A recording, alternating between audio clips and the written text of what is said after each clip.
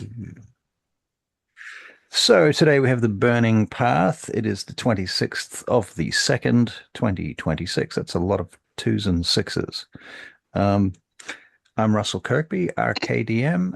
This is Rollstream. I have with me Barry to here. Hello. We have Christina Graff. And then we have Tannel. I mean, Avery. Rolf. Is it Rolf Harris? Why do I keep saying that? Am I right? I did no, Rolf Nichols. There's no Rolf L in Nichols. Rolf. How did I get that? Okay, it's an unusual name, I have to admit. Yeah. But I still have just never managed to fix it in my brain. Sorry about that. Yeah, no worries. All right. Yes, we're in Vein Gate, and you guys have been running around dealing with the market dozen, dealing with an army outside the gates, dealing with some of the nobility, Lord Duncan, what have you. Not yet. The army ain't inside the gate yet. Outside the gate, I said. Yeah, they're not there They're yet. not there yet. Ah, fair. Yeah. Fair. Okay. Well, technically, they're outside the gate. They're just kind of far from the gate. Yeah. Quite a ways from the gate, actually. It's like I'm outside Barry's gate, but Well, you know, please don't be. Every time you are, there's something going on. but I'm not right outside your gate. Good. I am, in fact, outside the gates of hell. You've been there for so long. Stop complaining about it. Be used to it by now. I'm not complaining. I'm taking over. What are you talking about? You're taking over. Well, you can't be any worse than the other guy. Fair. Cinder's bringing popcorn. Popcorn. Oh yes. Popcorn. I'm going there just for popcorn. Just for popcorn. So I see you're playing Rokan tonight? Yeah. Wish I could. Hilarious. All right, ladies and gentlemen. So you were in you are in Vein Gate. I was watching the video, but I didn't get to the very, very, very last moment, so I don't know. I can't remember exactly where we left. We just finished talking to the people Market dozen, right, and come to a conclusion. That's right. So you've left the Market Dozens building. You're back out on the streets. Yeah.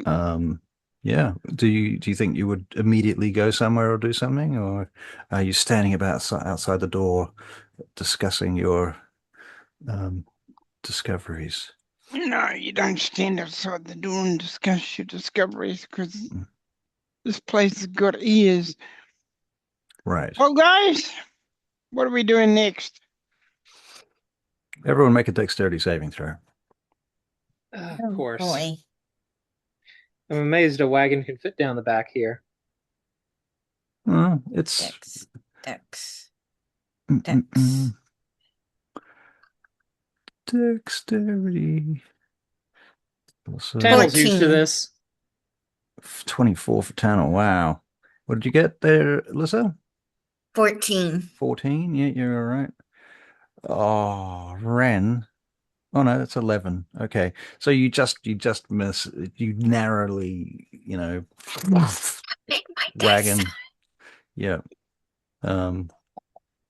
Bit of water and, rain and what have you sprays up around the wagon as it comes around and drives through a puddle and washes up, flicks water at you, but it doesn't soak you completely or anything, and it doesn't hit you. So that's good.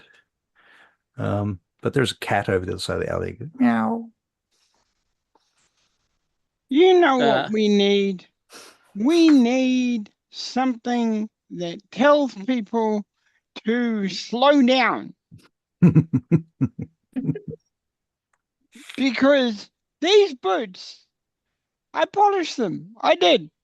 Look, and now look at them. Look. Mud and goo. Yeah. And hang on, something extra. Let's not talk about that. Something extra. Wait a minute. Yeah, that's right. Now you two. Did you see that come around the corner before I did? Because if you did, you didn't give me any warning. They don't give you much warning in this city, I've noticed. You're not kidding. Do you know how many times we've been set upon in this city? Enough times. Yeah. They just don't pay me enough to get. Oh, come to think of it, nobody pays me. What am I doing here? A lady of the night comes round the corner. Hello, stranger, she says to Ren. Evening, my lady. You look like you might be lonely. Well, You're so tall and handsome. She puts her hand on you. thank you so much for that. I needed a bit of support. I'll give her a gold piece. Oh, that's excellent, because she was going to steal a gold piece. So let's see how her deception pickpocket goes, and you can see how your perception goes. Do not forget, I am a highly trained operative. D&D Beyond's changed its dice roller. Really? I thought it was just me. Yeah, it's changed. It's got a different format. Still looks like it does the same thing, but okay. See, So Ren, she goes to, as you go to get your pouch to take out a gold to give it to her, you catch her hand darting towards your bag as well, and if you want to, you can grab her hand. I grab her hand, take it up, and kiss it, and go, naughty, naughty now. Here. From me to you. She blushes at that point, and she does a little curtsy and takes the coin, and embarrassingly, she kind of smiles and withdraws back around the corner. Doesn't say a word. I have still got it. Hey, It was a good catch, Ren. But your Not boots are bad. missing. Just kidding. don't tell anybody, but it was a fluke. Okay. What are we doing? Where are we going? Why don't we go back to the temple where at least we have some privacy? All right, let's get going. All right. So you start heading off, and you're going back to Solanor Temple. Mm-hmm. All right. Yes. Okay. You can make a perception check. Perception. I got everybody's dice rolling on mine. Ren's got an 18. You're seeing everybody's dice rolling? That's a good thing. Somebody rolled I'm a not natural seeing one. anybody's dice from. That would be me. A 12. Okay. Let's see. What did you get, Avery? 10. 10. So we got a 10, 12, and whatever the hell I just rolled for Barry, which I've already forgotten. That's clever. What's the total? Ren, 18, right. Ren, you are the one to notice that as you're moving back towards Solanor Temple, every time you cross a street or move from one street to the next, you're the one that notices that there is, in fact, a hawk following you. Well, guys, we've got a fan. I'd like to turn him into a fan. We got a hawk on our tail. On our tail, a hawk. Get it? Oh, okay. Not a fantail. You two have not got a sense of humor. Has anybody ever told you that? All right, come on. What do we do? Do we want to do something fancy, like I drop off and then I shoot the hawk? In the middle of a city? Oh, we're just gonna notice that guy up there peeping out the window, that woman. Oh, you might be right. Yes. Yeah, you might be right. Yeah. Only All right. that. Okay.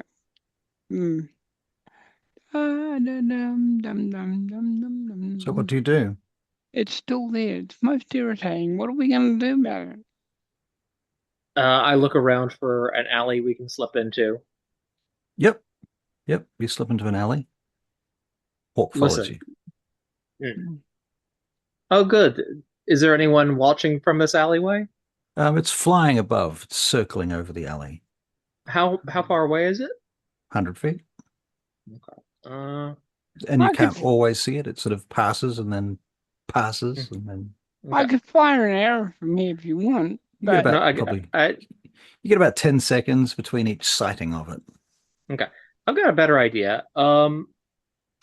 I tell the others, Lissa, get your cloak ready as soon as it is out. Next time it is out of sight, put your cloak up, and I will make us Ren and I invisible. Okay. That seems to work, and you're able to slip out of the alley without the hawk following you. Um, presumably, you stay connected to each other in a way that allows you to move together, or at least you choose to meet at the same place, I suppose, is the other option. I think basically, yeah, we probably choose maybe someplace, maybe 5, 6 blocks away. Uh, maybe there's a tavern we can meet outside of. Where were you coming from? The We're in the Droop. We're back of the Market Dozen. Maybe Right. where's that? Where would be close? What about is the Blackstone Owl close to there? Yes, yeah, the Blackstone Owl. Yeah. Let's meet. Why don't we meet behind the Blackstone Owl? okay. All right. This sounds good to me. All right. Um, so a few minutes later, having turned yourselves invisible or otherwise, you find yourselves behind the Blackstone Owl. Um, and there's a kind of a shadowy spot there under a balcony, under a like a straw roof that connects the back of the building to the stables, um, where you probably find each other. You can make a perception check though before you do that. I'll make one for Barry. Wow, I see all the dice on my screen too now. Isn't that just me? It's like D&D Beyond has started working a little bit better than it has in the past for some It's time. it's cool because you can see the dice other people have picked. Yeah, exactly. That's cool. Actually, I have Okay. no because of idea. that, I don't know what I rolled. uh, You rolled a 19, Tana rolled a 23, and Ren rolled a 12 for perception. So Ren, I don't know who gets there first, but who do you reckon would get there first, actually? Let's have a think about that. The person that rolled 19. I think Well, that was for perception. I think probably Sornel is the one who's Thank you, most Lover. familiar with the city. All right. Yeah, that's fair. Okay, so Sonal, you get there first. You notice that there is a stable hand sitting amongst the straw just outside the door of the stable between the back of the Blackstone Owl and the stable itself. So when you get there, you're still invisible, but you're at the right place where you know they're going to meet you, but you're also aware that there's a person here Okay. who is kind of half awake, to be fair. They're sitting there laying on in the straw, um, kind of just dozing, obviously between shifts or something like that. And they have a drinking bag, like a, what do you call it? A wineskin. Yeah. Water skin, wineskin, something to that effect. Yep. Okay. I'm just going to kind of gauge where they can see and just like slightly out of their line of sight. Just going to reappear there and just kind of Okay. like, and then act like I'm just kind of stepping out from somewhere. Okay. Can you make a deception check?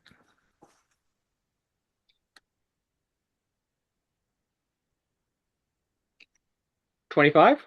All right. Very good. You do that.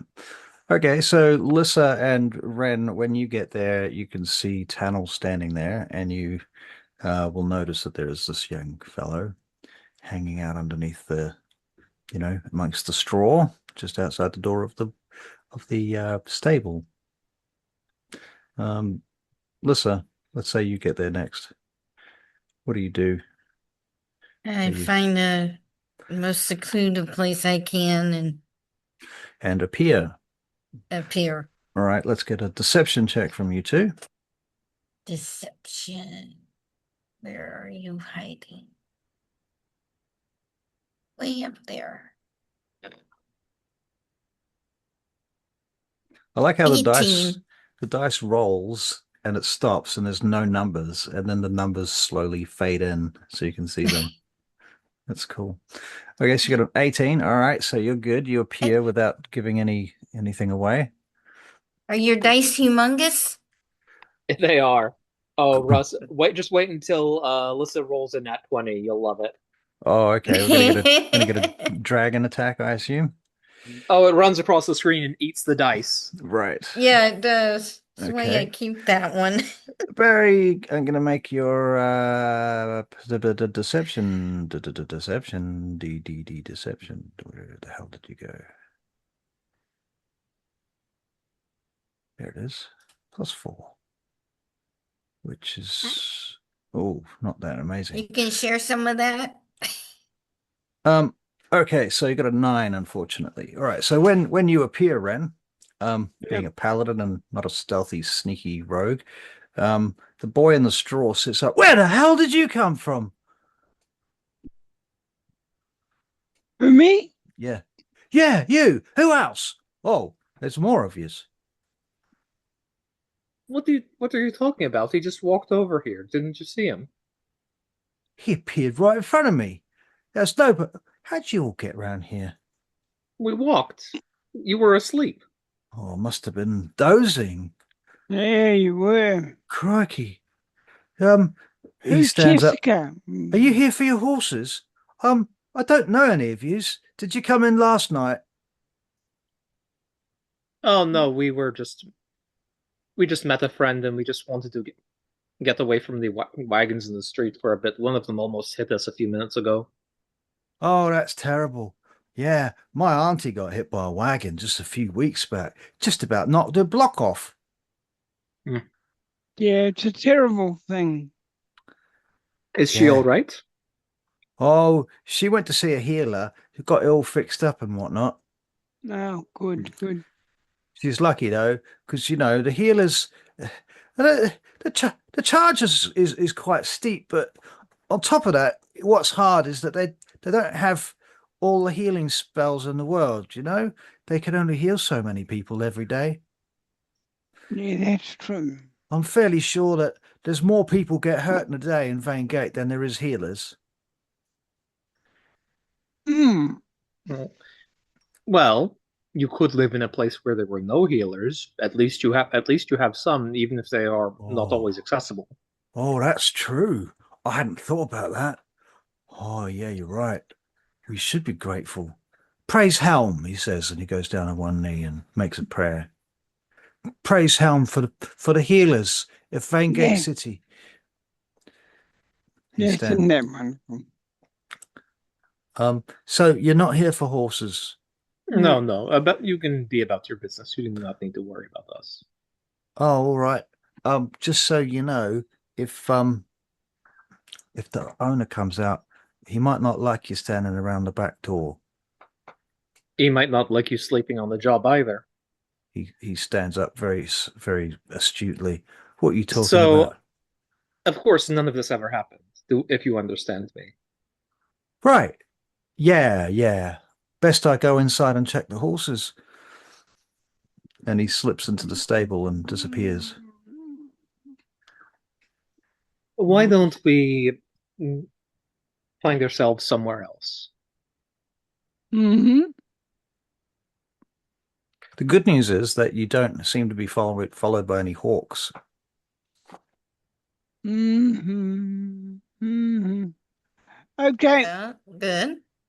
That's always a bonus.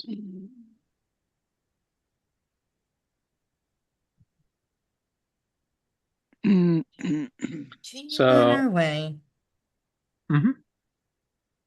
Bit leery of carriages at the moment for some reason. Yeah. Perception check. Walking is good for you. Wonder why. Oh.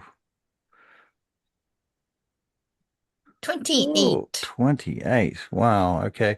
Well, Tannel and Ren, you're busy talking, so you know you're not thinking about other stuff. But Lissa, your dragon senses tinkle, tinkle, tinkle. Tell you that there is the sounds of ritualized bells and chanting in the distance, like a couple of blocks away. Not near you, not coming towards you, just present in the droob. Just a little heads up, guys. I hear the ritualized bells and the little stuff that goes with it. A few blocks away. Why don't we go a few blocks in the other direction then? All right, so you start moving off. Very good. What could possibly go wrong? Okay. All right. Now remind me, what is everyone wearing at this point?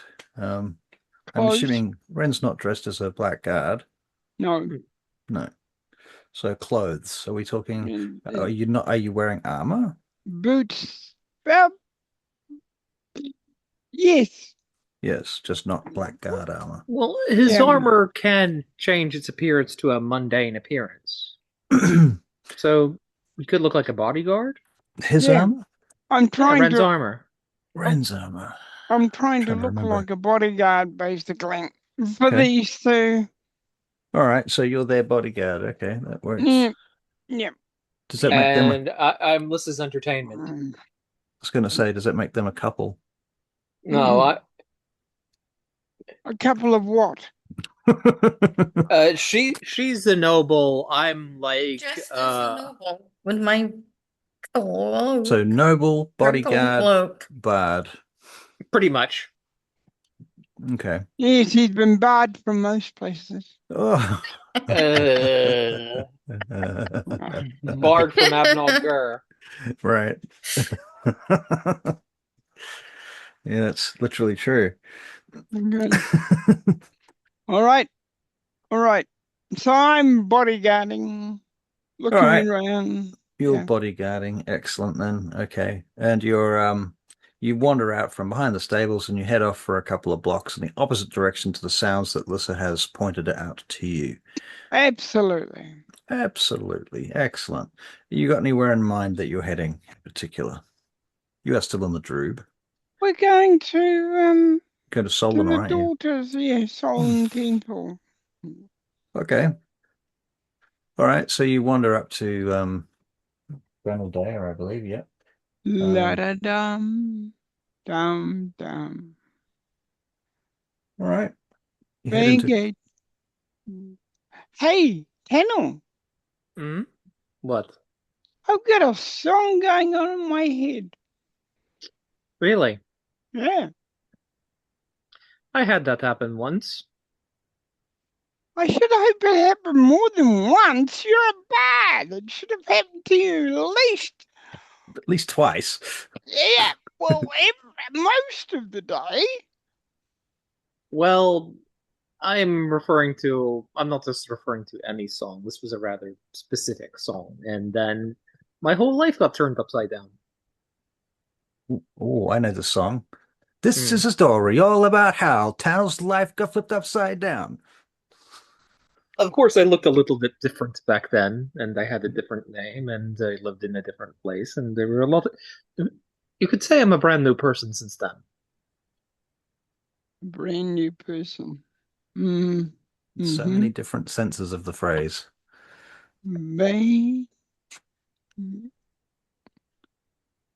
Well, I had this song in my head, but talking to you has made it go away. Thank goodness. Okay. All right. Oh, let me put it back in there. No. I don't want it stuck in my head. Excuse Oh, me, you're no lady. fun. Excuse me, lady. Have you got a copper for a poor kid?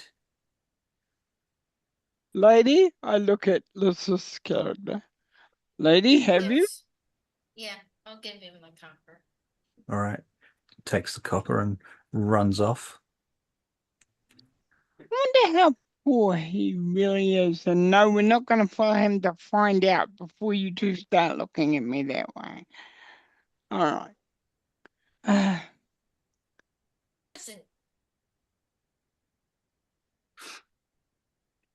All right. So you eventually get to Solanor Temple, and you go in through the back Sally Port way, I assume.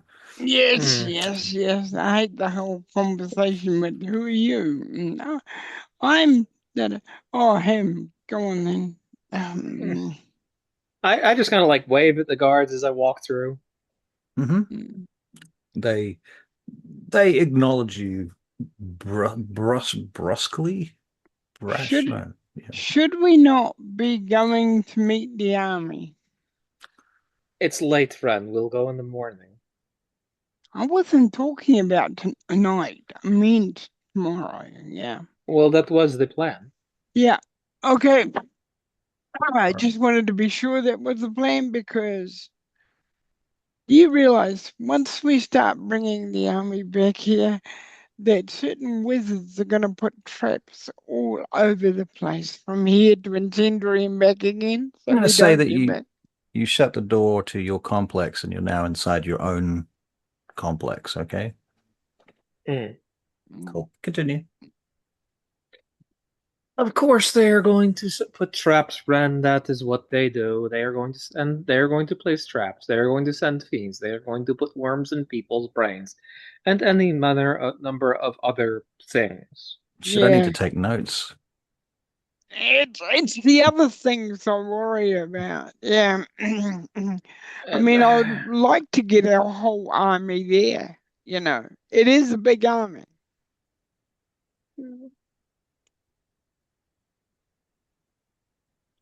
true, it is a. In any event, we need to make sure that they are have a suitable place to stay. We should provide enough entertainment for them that they don't immediately. My cons- what I am concerned about is this army will be seeing civilization for the first time in a long time. It would be good Yes. to provide enough entertainment that they are happy to stay in the camp and enjoy the entertainment we provide rather than going into the city and finding their own. Well, that's your department, isn't it? I didn't just mean music, Ren. They have camp Ah, followers, but we also need to provide better food, some matter of drinks and other things that are scarce, and we can certainly provide performers, but yeah, I am yeah. only one person. And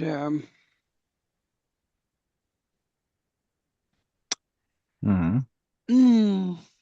I'm just thinking that's going to be the hard part. Now, I've got to get a map tomorrow and remind me to get a map tomorrow and figure out where we're going to have our camp because I want our camp to be on the outside of the city, not the inside.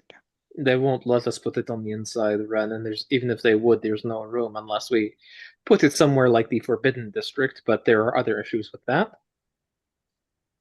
Don't worry, I did think about the Forbidden District. That would just irritate the universe and make a lot of trouble. Okay. But it'd be a fun idea to see what the guys in the hoods do. Anyway, so yeah, I've been thinking I'll get me a map. We'll figure out where we want to put the camp and how we're going to keep these guys for a whole year amused. I don't plan to stay here for a whole year. As much as I love you two, yeah, no, I don't want to stay here a whole year. I'm supposed to be the prince of a land of my own. And we have other responsibilities as well, and I am not certain we have a year before the Parquard Stone is estimated to hit. Yeah.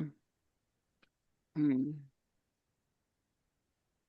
And it makes it also difficult because none of us know what role we play in this scenario as far as the Packard Rift goes. Mm. So World's going to make a deception check to just Oh keep his yeah. face neutral. Because Okay. he's got some idea what his role is. Okay. Okay. 24. Yeah, All it right. was so close to a nat one. I know. I saw that. I was like, oh, that looks. Oh, okay. Yeah, no, no. Well, all we can do is plan. We don't know what's going to happen, but what are our better options? We haven't. We haven't got that many options at all, have we? And why my mother got me from all the way back where I was to here, I don't know. Mm.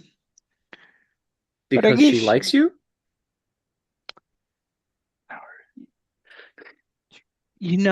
it was easier when I didn't have a mother. I hear Because, that. it was so much easier. But now I have one, I suppose I should obey my mother.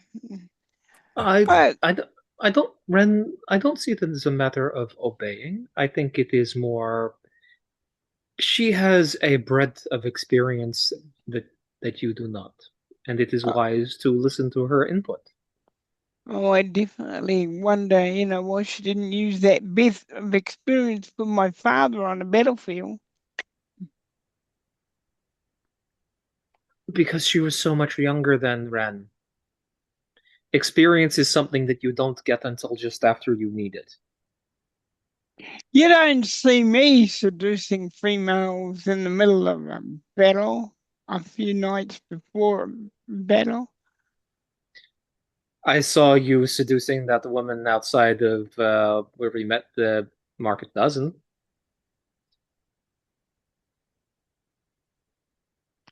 Okay, so one time. I haven't known you that long, Ren. I mean, I don't know what you do out before a battle. All right, but anyway, how are you, lady? Listen. Quick change of subject, I see. I wasn't trying to change subject, not at all. Not at all. Oh, yes, you were. Nice wisdom save there, Tennel. Yeah, just not to laugh out loud at Ren. Okay. Do you have any forethoughts about tomorrow, Lady Alyssa? Apart from Just, breakfast, that. we just need to figure out where we're gonna put the army. Yep. That's the major thing. And when And we're have them come into the city. I was suggesting shifts. Have so many come in and then rotate them. yeah, that's what we used to do when I was in the military. We came in shifts. We had different leaves. Mm-hmm. Yeah, different leaves. And the trouble is, I don't hold a place in this army. In fact, I don't hold a place in any part of this, really. Well, you were assisting us, and we assist you, and it goes around and comes around. And if there's things that you need our assistance for, we will assist you. Okay. But, I can't tell the generals what to do. And I know I definitely can't tell you two what to do. You can try telling me what to do. It won't get you very far, but you can try. I have, haven't you noticed? No. See, my point exactly. I'm not even here. I could leave now. Nobody would care. My mother would, I suppose. I'd like to think my mother would. No, she would definitely Yeah. care.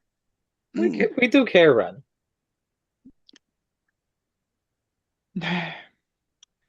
Okay, all right.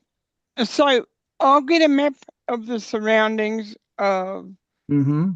the Very good. town tomorrow morning. And I'll also get a map of, I know where the army is. I'll get a map of that in the journey to Vane Gate. Because see. I have a sneaking suspicion that we have to carefully plan a route that we can go. So, One where we're not going to get funneled in or ambushed or any number of things. I'm not saying I don't trust these guys. I'm talking to my mates. I'm not saying I don't trust these guys, but they've never done anything without, hello, what's going on? And he's showing us a map. Sorry, I thought my thing was broken. yes, it is broken. No, that's the map of the exterior of Vane Gate and the surroundings. So, like, I'm up early in the morning to get this map. Okay. And where's the army? The army is, we're going to put them over here. Okay. Okay, there are lots of mountains and greenery. Yeah, they're at the base of the hills. So, as a tactical person myself, as a captain of, that I once was, I'm looking for all the places that are good for the what do they call themselves again? Chariots? No, I need to find places where I need to find a route where the chariots can still be active if they need to be. And I need to make sure I don't get the army into places where they can be funneled in and destroyed or ambushed. I see. Yeah. Well, what you know is that bringing the chariots through the mountains was quite an ordeal for them, apparently. But now that you've come down the other side, or they've come down the other side because you weren't with them at the time, they've set camp at the base of these mountains, and from here into the city is like a long, slow slope downwards to the city. It's quite a wide, flat plain. There's a couple of hills, one big hill in particular that you can actually see on the map. There's a number of roads and paths and what have you, none of which are exceptionally great for chariots, but they're better than off-road. And then there's the big highway that you can see on the map, the Ostorian Highway, which actually is perfect for chariots. Yeah, I can see that. Because it's a big wide road. So yeah, that's pretty much it. If you want, I can give you a closer view. Which map was that? This is the closer map. Okay, all right. So if we do by the way, nice map, Russell. Thank you very much. It's this one. That's not right. All right. All right. I look for choke points. I do the military thing. All right. Yep. I do what a military man would do. Do we have a Moldrea? Okay. I'm basically planning a route that if we did get attacked, we'd be ready for it.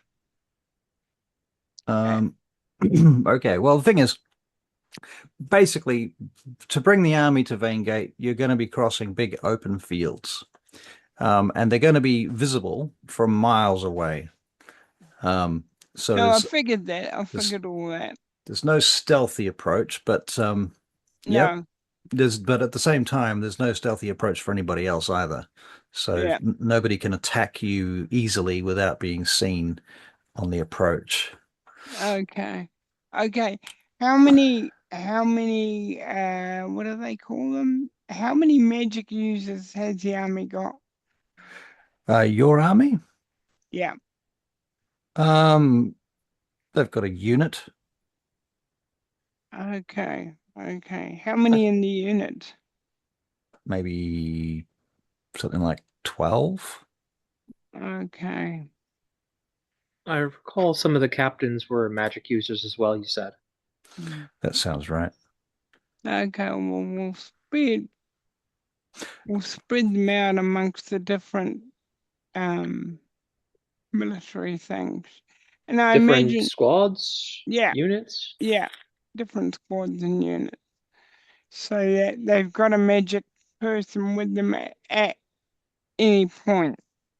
Because, you know, I may be just being, what's the word when you're being overly cautious? Being overly Uh, cautious. no, Paranoid. you're paranoid, that's the word. Yep. Yeah. But, you know, that's what the barricade brings out in me. Okay. So, yeah, well, I'll talk to the generals when we get there and we'll discuss how we're going to move the army and what kind of attacks we're going to get it ready for. Because they could get a weather attack, they could get a magic attack, any kind of thing like that. So that's what I'll do, as All well right. as what we're doing. Yeah. Okay. Very good. You can do that. Okay. Yes. So when these two wake up, I'm over at the table in our apartments working out places so I can talk to the generals when I see them. Fair enough. Yeah. Seems reasonable. Yeah. And this is when you get to see the military side of Ren. Very good. Hmm. So, anything else you want to do or prepare or consider, or anyone you want to talk to?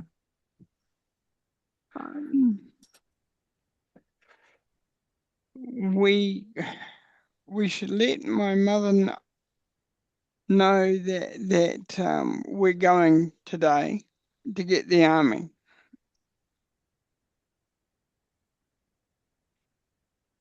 Hey guys, at what point is Cariska? Oh my pronunciation is crap.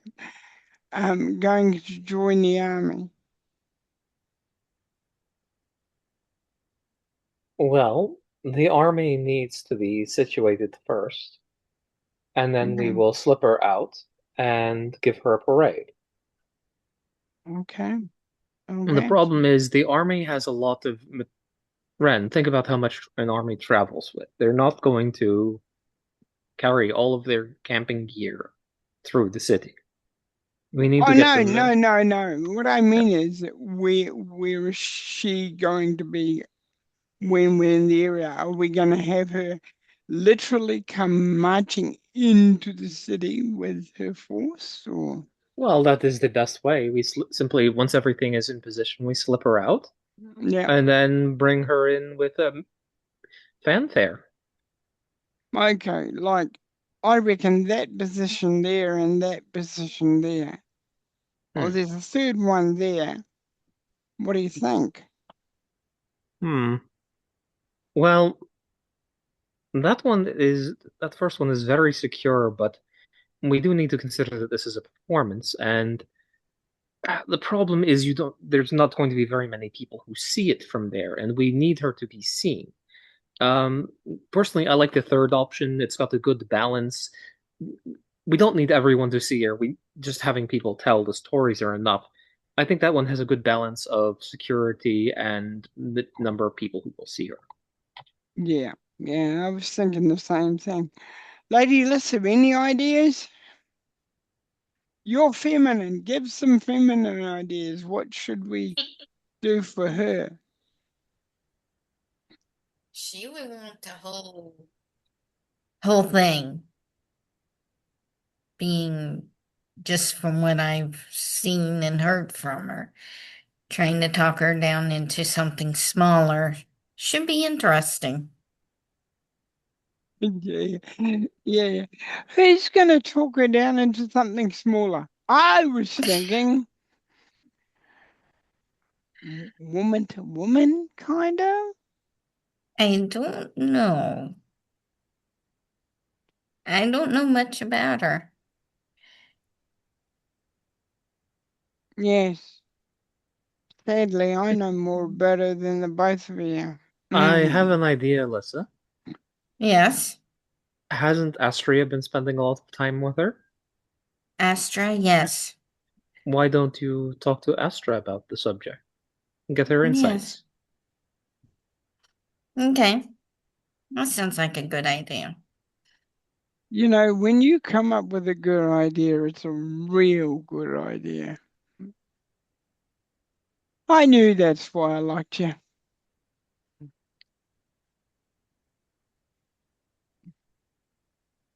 What would I do without the two of you, huh?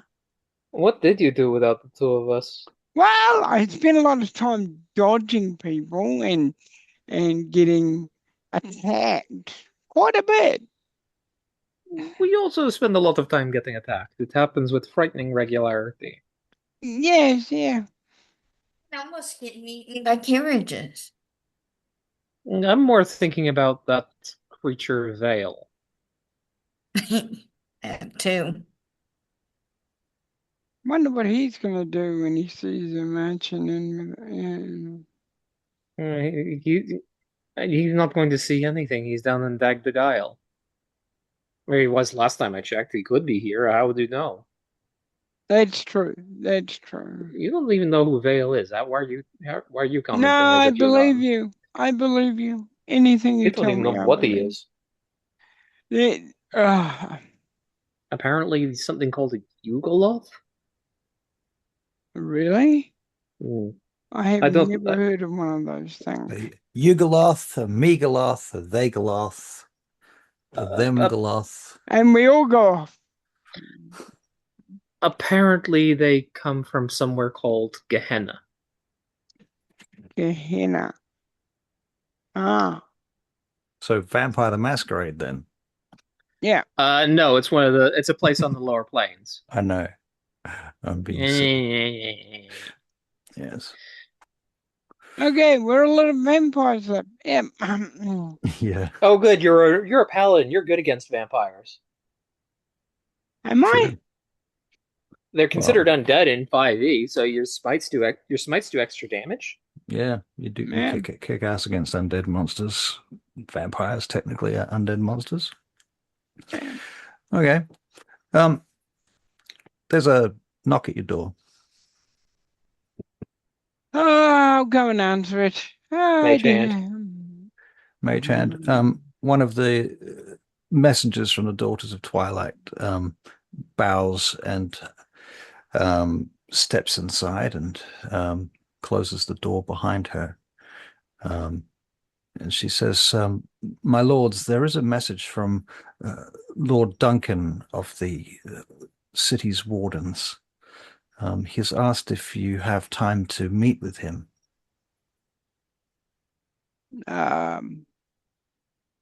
Yes. I look at the others and say, yes. I am quite certain that we can make time for Lord Duncan. I thought He you'd says say that. he can meet you at Castle Jadalim in the Grenaldea, not too far from here. Interesting. Very well then. Please tell him that we will meet him there shortly. Of course. And so she leaves, closes the door. Should we get going? Very well then. I'll just get this right. Yes. Let me put my boots on. Mhm. Oh, are Ren's boots still mucky or did he clean them yet? I've already cleaned them. Okay. Well, I was thinking out my brilliant plan, which probably won't work. It's better than no plan. Okay. Also, I could have used prestidigitation on them to clean them. Oh yeah, I've seen you do that before. He might have missed a spot. Yeah, Yeah, that. I look at his boots. Just gonna give myself investigation. 16. I think I see a spot. You missed a spot. Now that the claims it. D&D Beyond dice are working, nobody can stop rolling dice. Well, I thought it was more fair to see if I rolled high enough to reasonably spot something. That's good. I'm not complaining really. I'm just making Yeah. conversation. Also, they've given us access to a lot more interesting dice. Oh, okay. Oh, yeah. That's cool. Did you see the potion dice? I haven't played around with it, so I'm not really sure. Yeah, All right. I just grabbed the first ones that were the right color. Oh, those are cool. That's enough excitement over dice. Let's All right. Let's- So you are gonna get your shit together, clean your boots, clean them And again. clean them again. Put them on. All right. Very good. Right. And you're gonna head off to Castle Grenaldare, is that correct? Yes. Okay. We're all packed up and ready to go from there to the next part of our journey. Didn't you say Castle Jadalin? Oh, sorry, J. Dallin, you're quite correct. Hmm. It's in Grenaldare Citadel. Yeah. Okay. So you leave the Daughters of Twilight once again. Anything I should know? Ren and Good. Lissa would have 11 temporary hit points if they don't already have it marked on their sheet. Okay. 11 temps. Yep.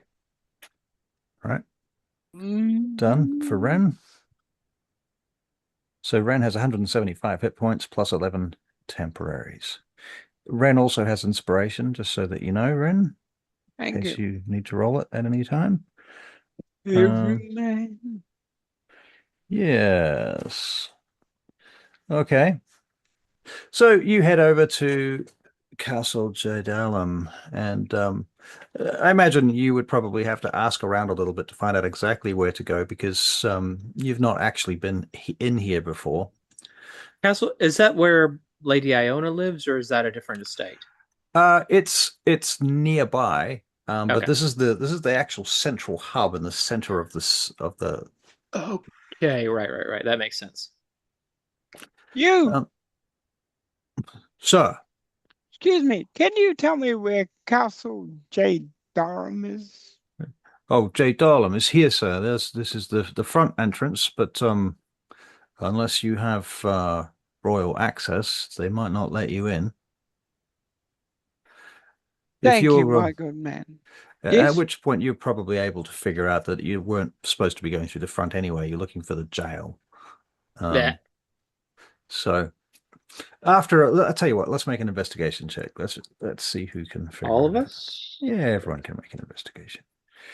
Ren rolls a 7 plus 5 is actually not too terrible. So we got a 24, a 23, and a 12. All right. Okay, so it's not too long before you figure out how to get in the back entrance and what have you, and you find yourselves being led into the castle. And it is a very ancient castle. This place is essentially a relic of the Asturian Empire that has been converted into part of the human city itself. And so there's actually sort of like buildings inside buildings.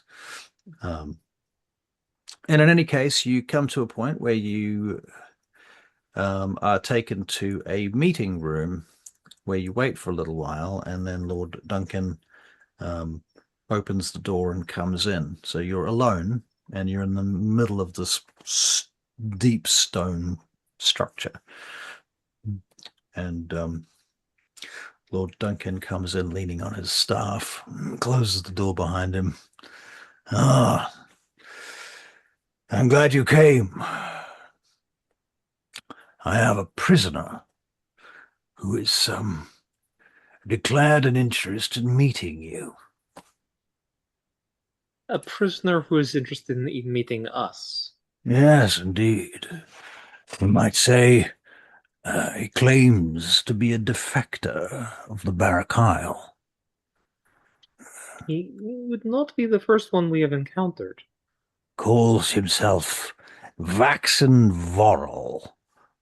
Not sure that's his real name, but I've had some difficulty extracting more details from him. Says he wants to speak to the ones from the burning path. And who told you we were associated with them, Lord Duncan? He did. Interesting. Okay. I assume then that I have hit upon the correct truth, given that you're here. We are here because you invited us, but it makes sense that we speak to him since we are here. So basically, it's like, and he gives Lord Duncan an expression that you're not wrong, but I'm not going to publicly admit to anything. All right. Very well, of course, as you will. Now, he has requested that we give you access to him directly. Claims he doesn't wish to be overheard. And as I have done with my interrogations of him for now, I see no harm that can come of it. What do you think? How did he come to be in your custody? He handed himself in. Interesting. And on what pretext was he arrested? He was not arrested. He just walked in. Indeed. Seeking protection. Asylum. Ah. There it is. Mm-hmm. Okay. Very well. Be careful. I suspect that despite his claims, he may still well be dangerous. I have made some, shall we say, arrangements to keep you safe. Thank you for that. Of course. This place, as many of the ancient Asturian peoples would tell you, has certain powers. And he puts his hand on the wall as if he has some great reverence for the wall itself. He sort of runs his hand down the ancient stone there. Interesting. He produces a key. He says, "You'll find his cell at the end of the hall." Thank you, madam.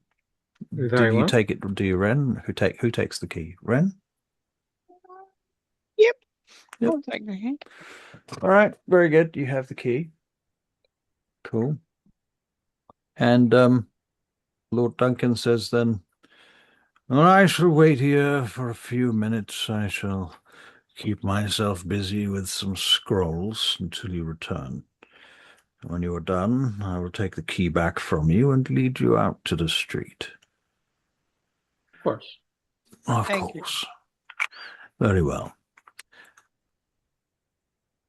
He points you in the direction of the hallway. Make my way down there. All right.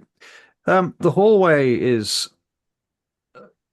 There are a number of cells on either side of the hallway behind locked, closed doors, but they all sound silent and empty to you. And you hear this occasional sound of some crawling cockroach or something to that effect. Till eventually you get to the door at the end of the hallway. And you can see a tiny amount of light peeping through the keyhole from within, slightly flickering, like perhaps like a lamp or something.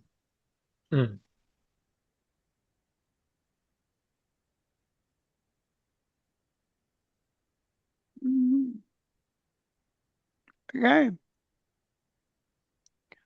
Go to the cell. Look and see if I can see which guy it is first. Well, you're at a door that's locked with a keyhole in a hallway. There is no guy to see. You're There. in a hallway. I thought they might have a bodyguard. There's nobody here, just you. Well, they got things well here. Where would he go if he managed to get out? And to be fair, just to put things in context, this location that you're at is deep under the castle, so there would be a lot of finding your way out and then probably fighting your way out if you could escape, if you tried to escape. And before we got anywhere, he'd be dead. Hopefully. Right. Okay. Putting the key in and turning the lock. All right. You turn the lock and the key unlocks the door and the door clicks open. Do you push it open? Yep. All right. Okay, so within, you see that there is a figure in a red robe, chained to the wall. He has a mask over his face. This mask is kind of like a weird parody of a Barakyle mask. It looks similar, but it's clearly different and it looks old. It looks much older than any of the Barakyle masks that you've seen before. And you can see that it has Arcana written across the front of it, and it covers his face. You can see his eyes and the top of his head. And you can see that he has some Barakyle tattoos on his body and arms and hands and neck and even on his forehead. And there's a sort of... you know what? You can make insight checks. Okay.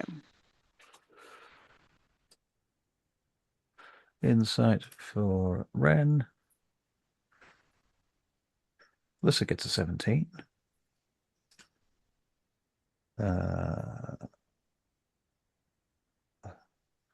Lissa gets a 21. In fact, Ren gets a 17. Tannel gets a 14. Okay.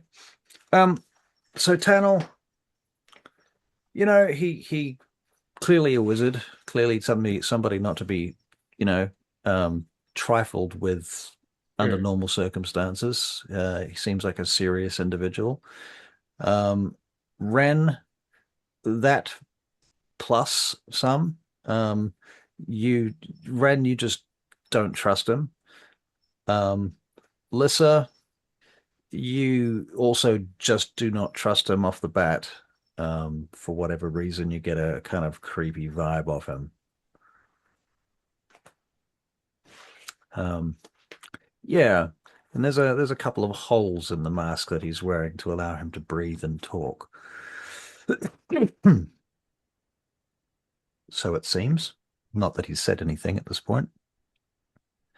But he does look up at you as you come in, and you hear him breathe in.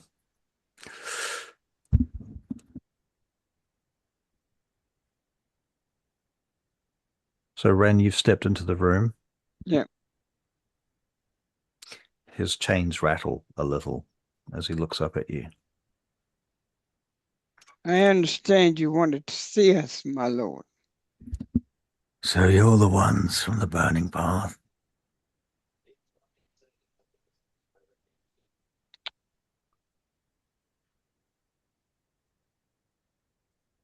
I will neither confirm nor deny, but I think you already know the answer to the question. So you are. Good. Good. You're who I need to speak to. We're here. Speak. My name is Vaxon Vorel, former interrogator of the Inquisition of the Barakyle Dominion. I have chosen to defect. I have information that will serve your emperor in the south. Do you think he might be interested in such? I believe he would wish to know why you are choosing to defect.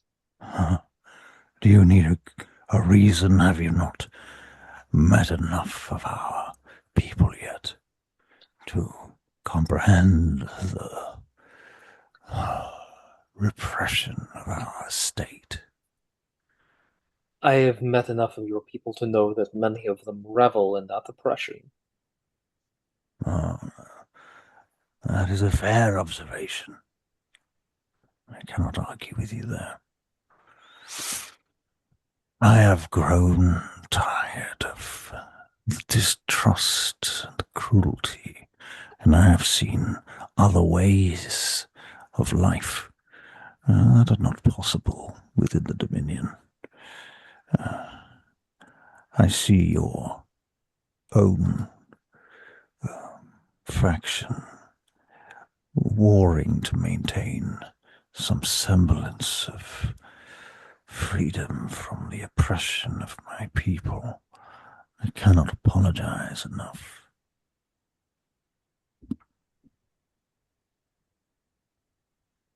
A change like this never occurs without some catalyst. Of course, of course. It is not entirely charity that brings me to you. I expect to be given a new life. I expect certain demands to be met, but they're not great demands. In fact, I should say they are fairly trivial for an emperor.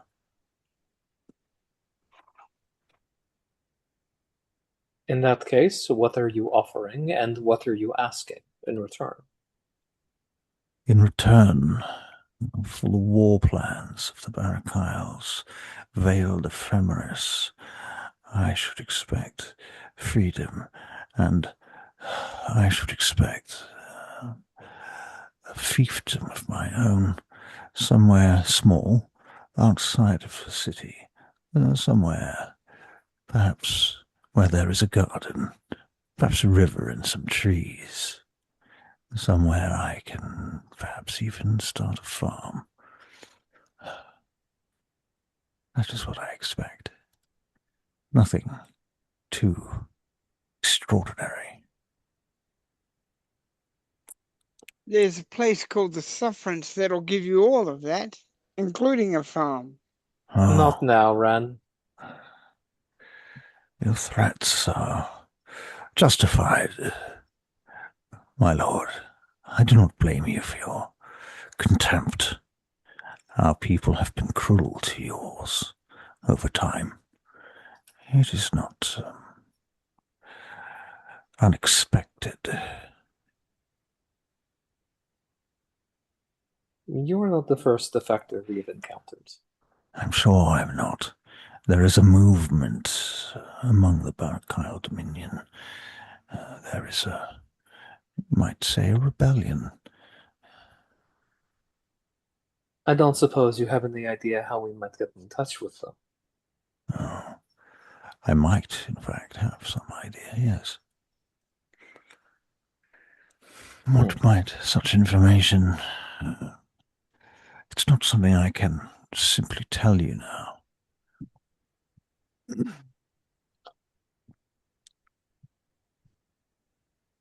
More appropriately, I can perhaps put you in touch with them. And what are you asking in exchange for such? Well, again, not a great deal. Safety and protection would be my primary concerns.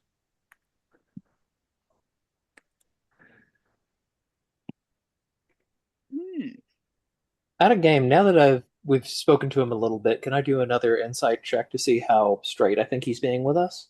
Yep. Can I do one, please, too? Mm-hmm. Well, 3 dice just went pop, pop, pop. Mm. Lissa, 22. Tannel 25, Ren 14. Okay.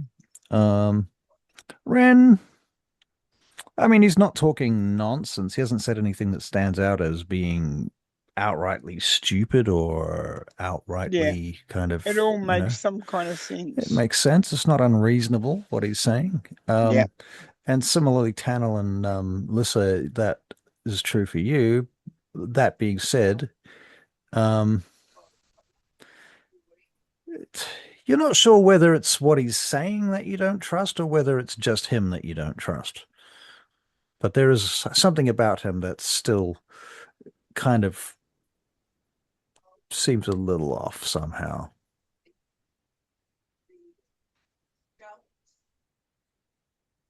Hmm. Do you have any particular specific questions, like about what he's saying or about how he appears? Close my window. If you do not mind me asking, the mask you wear is rather unusual among the Barrack Isle masks I have seen. This is not mine. This is a precaution that your Lord Duncan has enforced upon me. I see. Interesting.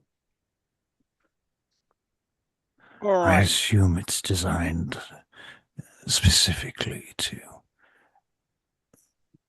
stop my capacity to speak or breathe magic. As my hands are restrained, so is my breath in some way. So, from the Emperor, you want protection. And you want a quiet little fiefdom somewhere. That would be ideal, yes. You basically want to be left alone to tend the garden. Oh, yes. Bliss at last. That is what I seek. No more endless wars, no more intrigue. Enough with the fiends.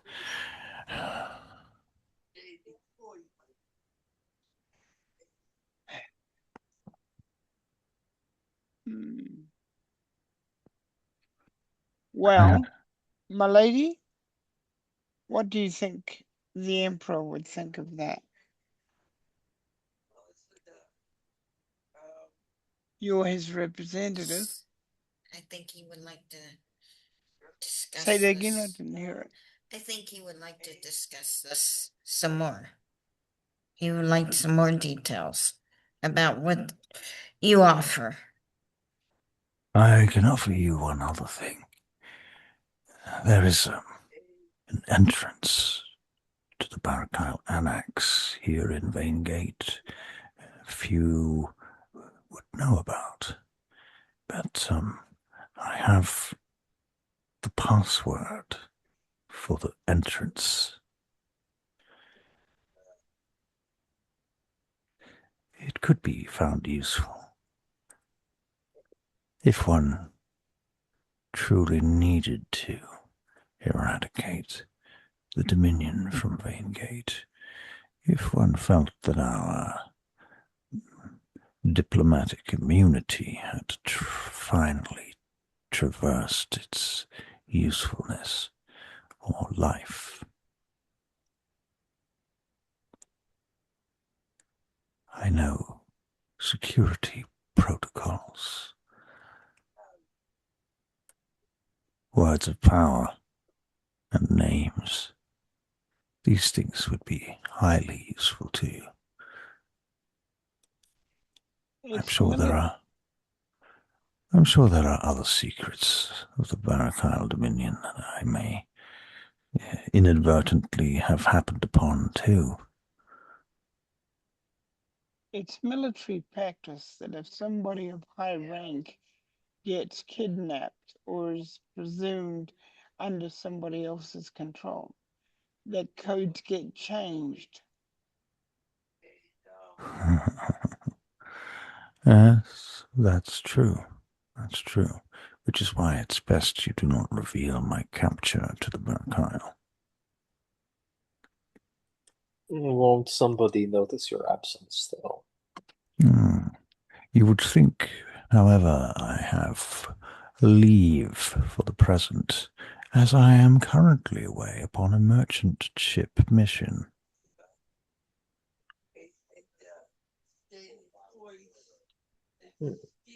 Interesting. I do not, however, have forever, and if I am gone more than another 2 nights, questions will be raised.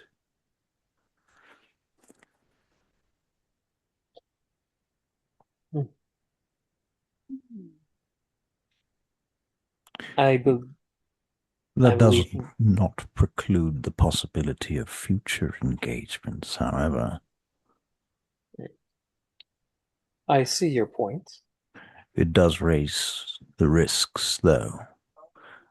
Each time I return to the Annex, there is some possibility that I may be examined. It's unlikely, but it's possible.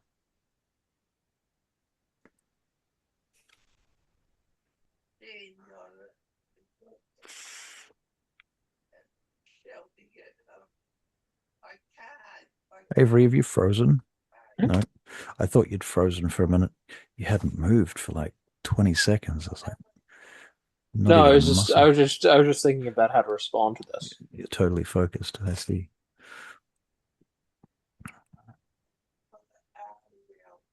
I can lead you. I can draw you a map to the Annex through the underground passages. There is a way in, dangerous as it is. I understand you are aware of the illicit project. We have some knowledge of it. Indeed. Well, there is a chamber in the Annex deep below where the tadpoles are kept.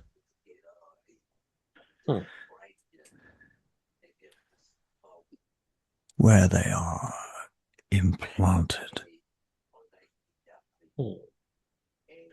It might be a potential target for future retaliations. One might never know. Not I. You don't bring with you any food, do you? I've been here for hours, and despite my voluntary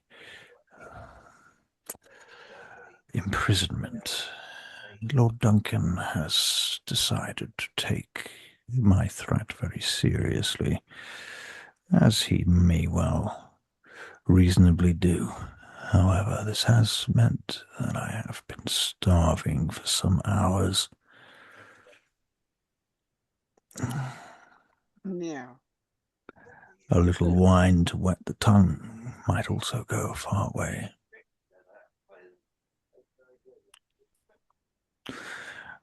We'll see if Lord Duncan can provide that for you. I thought perhaps you might carry a wineskin, my lord. It's on my horse. Pity.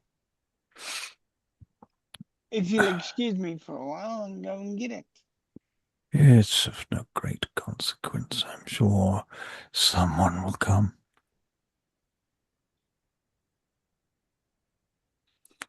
Too far to travel to your horse, I think. Can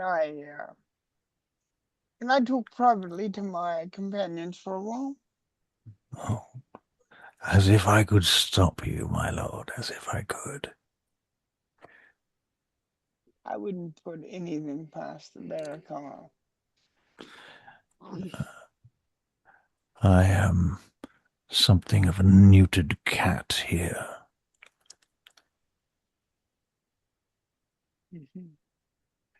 But I didn't roll anything. Where did that come from? Did somebody roll a dice? I said I did, but I didn't touch anything. That's weird. Maybe it's an old one.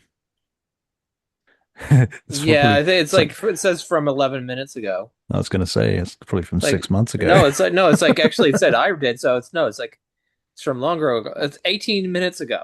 Wow. And it just popped up, oh yeah, you rolled this, and I'm like, wait, what? Thanks, Eh, D&D Beyond. Thanks. excuse us for. Of course. All right. So you guys pull out of the room. Mm. Okay. Move back far enough that you're well out of range of Your any range, yeah. hearing or. Yeah. Yep. Okay. Cool. You're alone.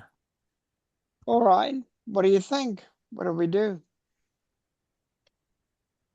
He certainly seems rather something about him is suspicious. I do not know what it is, though. I can't quite place it. Lisa, Something what sketchy. about you? There's something sketchy about it. I just don't know what it is.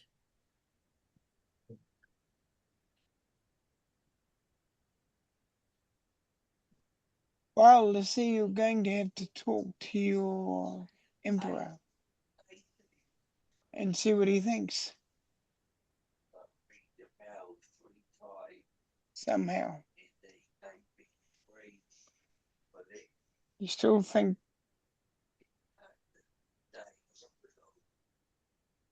I'd like to think that he wants to give it all up, but there's a part of me that just doesn't want to. Well, doesn't kind of. It's too. Convenient? Yeah, He's offering us everything we could possibly want and asking very little in return. yeah. Too easy.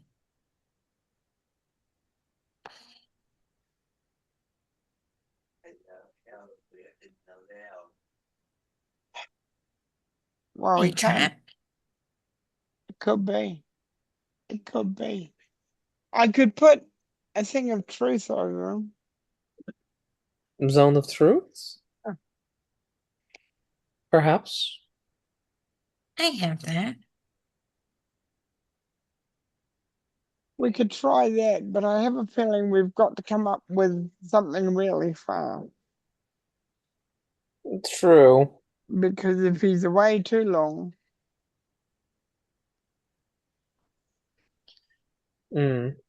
As it stands, we do need to go and meet the army, but if we leave him here, we will not be back in time before he needs to be gone. Or at least he would be missed. then we've got to convince Lord Duncan that he wants to let this guy go. Well, I think the issue in Lord Duncan's case is he is not held on any charges. He is here voluntarily. And were if somebody from the Barrack Isle came looking for him, given they have diplomatic immunity, Lord Duncan could find himself in a very difficult position. You are such a politician. I mean, that is no offense. I mean, that is, wow. I am quite, just analyzing the awesome. situation. You politician. Well, I like the way you analyze. Yeah. Let's quickly go and talk to Lord Duncan about it so that we can get this guy on the road. But let's, before we let him go, let's put him under a zone of truth and see how much that reveals to us before we, let him do his thing. All right. What do you think, guys? Lissa, what is your thought on the matter? It sounds like a good plan to me. What about you? I can't think of anything better, so why don't we see what Lord Duncan has to say? Okay. All right, so you go and find Lord Duncan then. Ah, you're back. Are you done with the prisoner then?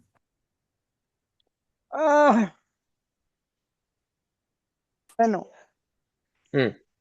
Are you done with the prisoner then? Well, we wished to discuss the matter with you. Oh, yes. He is offering a great deal and not asking much. In fact, he is not asking nearly enough if what he is offering is a legitimate offer. We have I see. concerns.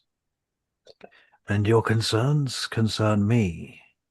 Well, he approached us through you, Yes, but yes. we are also drawing on your experience. As I say, your concerns concern me. There is no one singular thing about him. Everything superficially seems to be above board, but I cannot shake the feeling that this is a trap.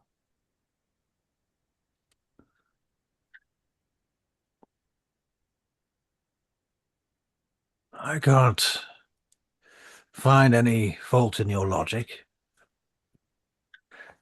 It seems likely. I wouldn't trust any of them. You will notice that I have made precautions for exactly these reasons. Yes, we have noticed. I will say that we have encountered some defectors who have proven themselves trustworthy, but they are much rarer than I would like. Yes. Good to know, however.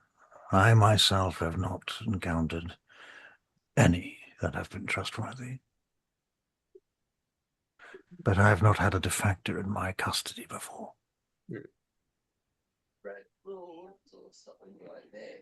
Well, of the ones we have encountered, 2 of them have been abandoned or discarded by the Barakyle, so they have their own reasons for not wanting to work with them.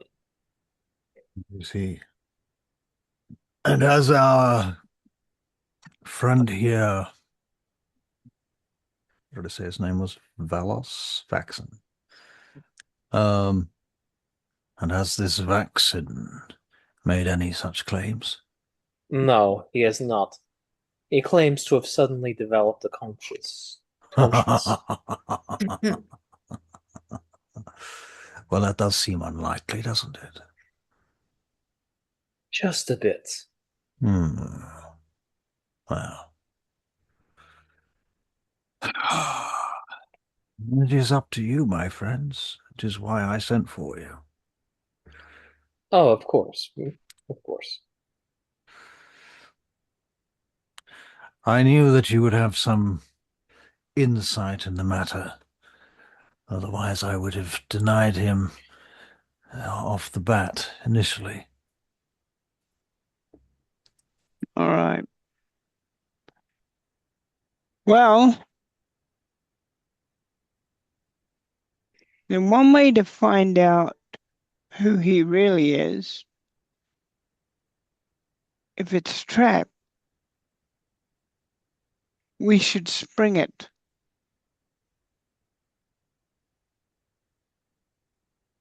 Be the last thing he'd expect us to do.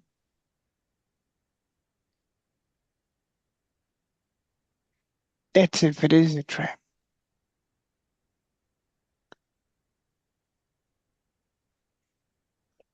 It is almost certainly a trap, and then if we wish to spring it, we are in the position of having to accede to his demands. Do you not think that the Emperor should wish to have a say in this? Oh, yes, yes, yes. But at the moment, let him think things are going his way. I must warn you, companions of the Burning Path, says Lord Duncan. I am taking some risk with my meeting you here like this. And under these circumstances, the out of game, what do they call them? The fucking Held ruling ephemeris? council. No. The city's council. Oh. The some Council of High Wardens? further up. I've used this term like Council so of many times. Princes? No. The Regency. The Justice. Regency. Regency. Regency. Yeah. The Regency may take issue with my dealing with agents of Dark Guile, but it is my firm belief, based on your connections and mutual allies, that we have mutual interests in the long run. That is to say, I trust you. Well, you and I have personal history from when I was with the Sunfall Company. Precisely. But that might not be looked upon in any great esteem by the Regency if they were to detect our, shall we say, extracurricular activities. You could always remind them that Claresca did give me a land, and I believe it came with a title. That might count for something. Perhaps it might count for something, but understand that the Regency has its point of view that does not wish to be swayed. Of course, it's one of those. Yes. Thus, this meeting should be kept quiet. Of course, this meeting never happened. Indeed. Did you, not you, my lord, excuse me, has the Burning Path got people from the Barrackile who are working with them now? Which, what? Has the So, Burning Path got people from the Barrackile that have defected and are working with them now? yes, Yes. there are people working with them. Could you get in touch with one of them and see if they know this man? That's not a terrible idea. Okay. We've got short time to do it. Can we do it here? I mean, Uh, maybe someplace private, but Lord Duncan, is there a room we could use for a few minutes? Of course. He goes through his pockets for a minute and he pulls out another key and he points you to another hallway and says, all of the rooms down this wing are empty. Basically, it's a key to another prison cell. Yeah, okay, that's fine. Yeah. Basically, yeah. So Sornel takes out his book and starts writing a sending message to Sarduka. Okay. Do you go to the prison cell, I assume? Yeah. Basically, he doesn't want anybody to see what he's doing. Are you alone, or are the three of you in the cell? The three of us may as well be here. I'll guard the outside of the cell, Okay. I'm guarding it. Cool. All right. Okay. You see a rat in the hallway, Barry. You out of here now, quick! Animal handling? Don't look at me in that way, you pathetic little. Did you say animal handling? That's a great idea. 14. Good enough. I Chase away the rat. haven't got cheese. No. Ren has a knack for rats, apparently. Leave my boots alone. Go away. Go get the heck out of here, will you? Right, scurries off. You know, rats make good pets. Says the dragon that eats goats. Sheep. Right. Lamb. She likes lamb. All right. Okay, so what did this guy call himself again? His name was Vaxen. Vaxen. Okay, so basically, this message to Sir Duca have encountered possible Barakyle defector named Vaxanath, was it? Mm-hmm. Yep, Vaxen Vorel. Vaxen Varel, Mm-hmm. Inquisitor, Mm-hmm. offering suspiciously good Deal. Intel. maybe, yeah, offering suspiciously good intel for very little. Have you heard of him? Okay. And you stick around for a few minutes to wait for a response. Yep. Okay. The response comes that yes, am acquainted. Vaxen Varel is indeed a ranking inquisitor of the Veiled Ephemeris. Um, he has a reputation for cruelty and deception. Mm. And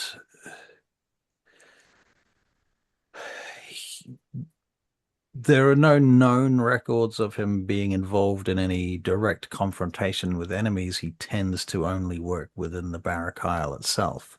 So it seems unusual.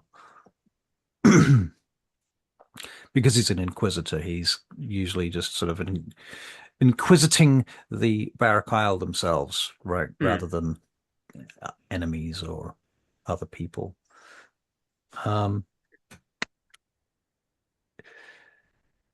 Okay.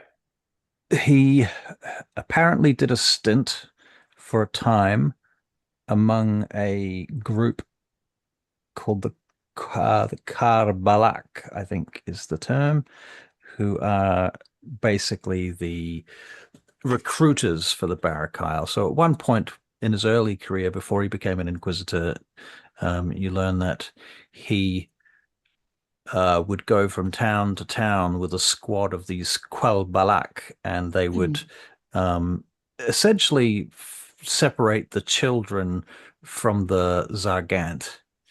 And he was somewhat responsible for sending a lot of Zargant to the slave pits, so to speak, and also sending other kids to various magical houses for training. Mm. He was most interested in the training and the fact that the Zargant happened to be the sort of the waste product of that process. Wasn't something that he reveled intentionally in, so to speak, but was the product of what he did. Yeah, he was a cog in the machine. Yeah. Yeah. Um, yeah, so besides that, I don't know that there's a lot else that you can find out about him. That's what you have, which is actually a fair amount. Yeah.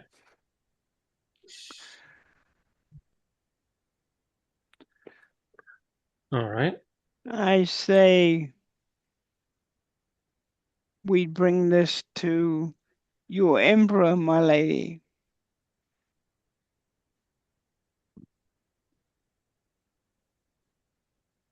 I think last time Sorna was in Dagdagyl, he probably would have added Storm to the book so that you can just contact Storm if needed. It would make sense that the Emperor would be in the book. Yeah, because there is a limit on how many names you can have in there. Right. Okay, so basically, because he can do it, it's limited names but unlimited castings. Okay. So basically, he's going to you can cast it as many times as you want to the people named in that book. So you can But they have a have to conversation with that person if you want to. Yeah, exactly. So you're not just like burning spell slots. Right, yeah. But you have to have them write their name in the book. You can't just write any random's name in. Sure. So at some point, Sonal got Storm to sign the book. Yes. And the first thing he said, well, what for? Right. And no doubt you would have had to explain that pretty clearly. Yeah, it's probably multiple times. Just to make sure. Yeah. Okay, so Okay. basically he's going to send a message like, am I interrupting? I have something we need to discuss. You're always interrupting, but go on, discuss. We have encountered a member of the Barakyle who says he wishes to defect, but the author is suspicious even by their standards.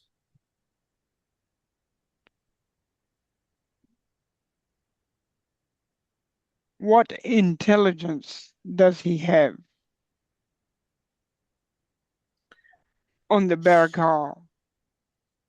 And I basically just list out everything that he's offered us, like the war plans, the information on like getting into the annex here, bits and pieces, allegedly connecting us with the rebellion. At least that is what he is claiming to offer.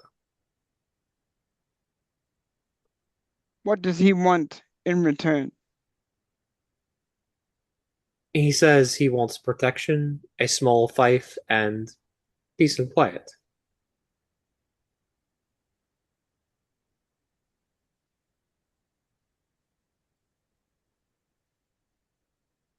Hmm.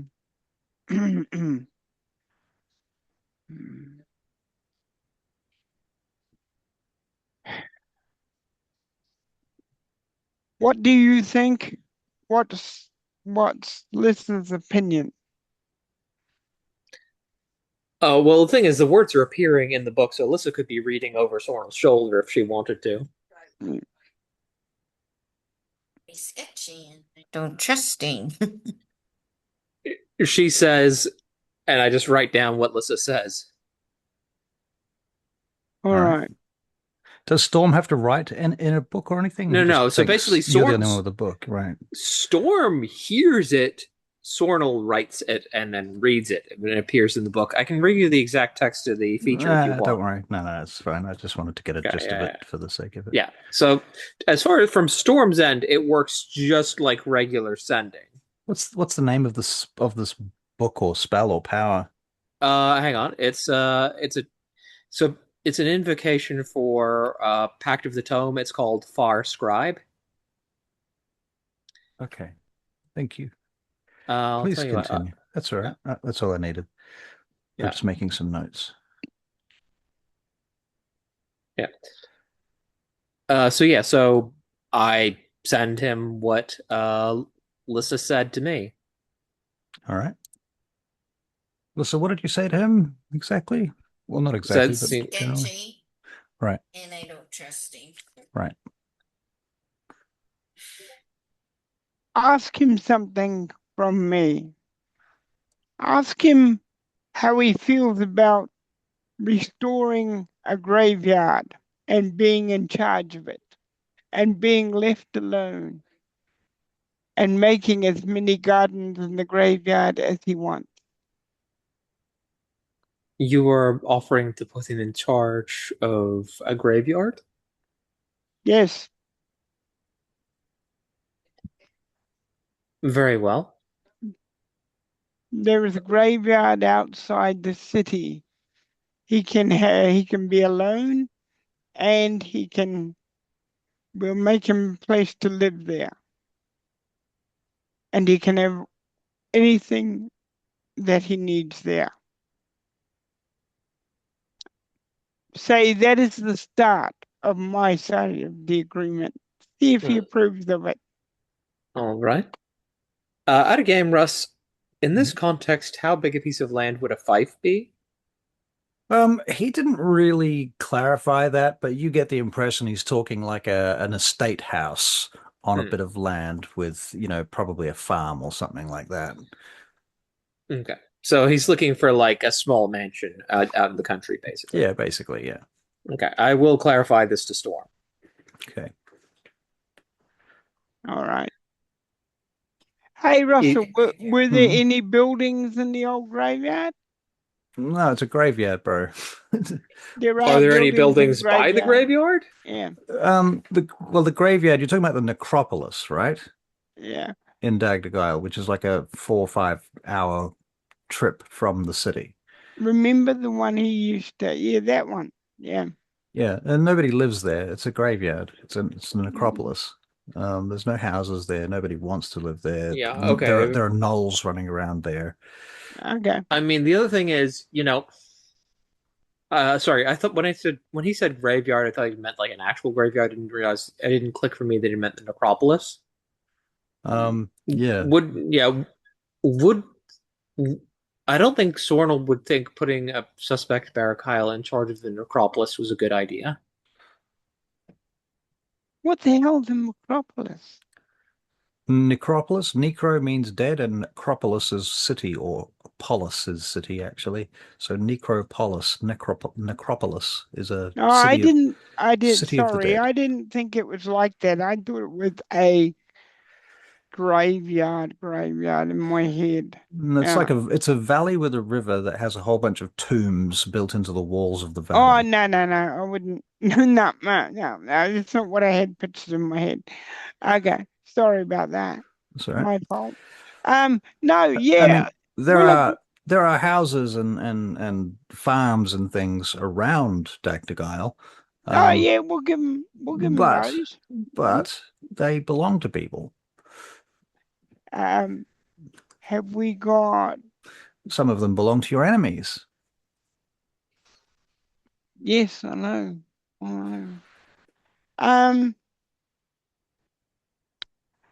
All right, we'll find something if they think he's safe enough, if they think he can be trusted in Okay. any form, because we do need information. So the answer is basically yes, but we will have to clarify the exact details later. Yeah, that's it. Okay. All right.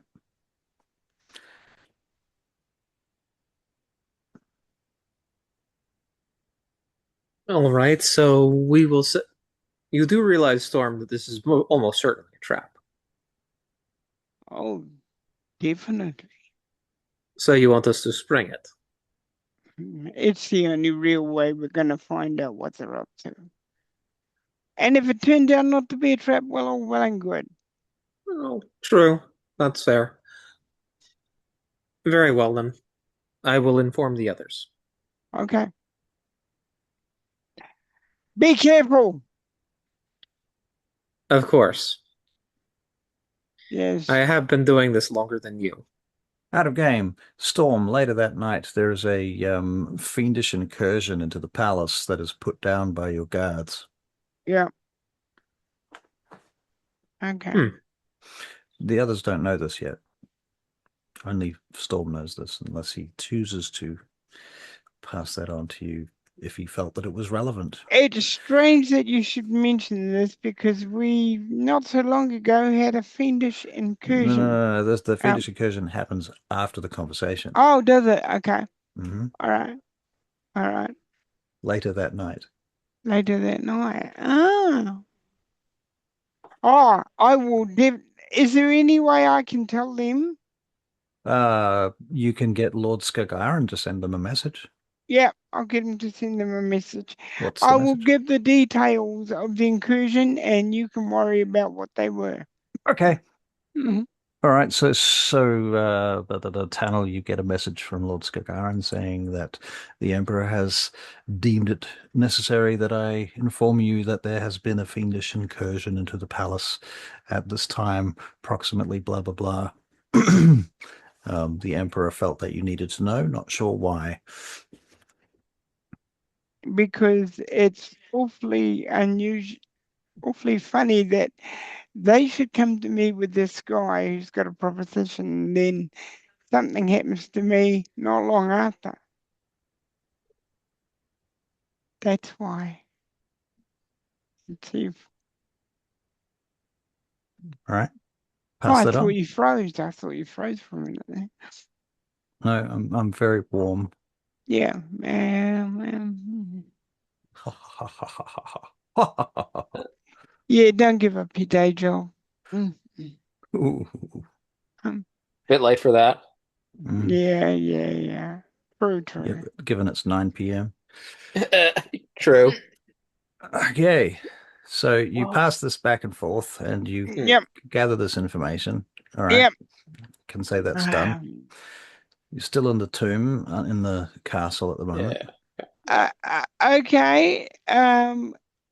That second message won't come back to you till later, though, to be fair. Yeah. Okay, so we'll go back to him, put him under a zone of truth. What do you reckon? We do that? I suspect that we should Okay. tell him that what we were going to do. We are going to do before we do it, lest we. I'm talking to you guys before anything happens. Like I'm Right, I asking you. understand, but Yeah. that is fair. Well, Yeah. Storm is willing to discuss the possibility at least. But yes, let us see if we can find out anything else, because if this isn't a trap, there is something he isn't telling us. I'd like to believe that he was just sick of the whole way things are going in his land. I'd like to believe that, but I find it very difficult to believe. I mean, I literally worship a goddess of redemption, but it is easy to say you wish to redeem yourself. Actually doing it is much, much harder. Lady Lissa, you still don't trust him very much, I imagine?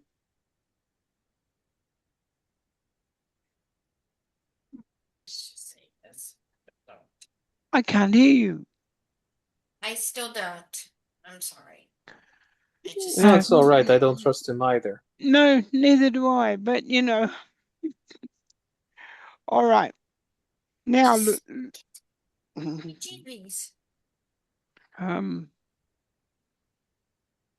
let's go back and we will. I All think right. we gotta let him go and let him do his thing as well.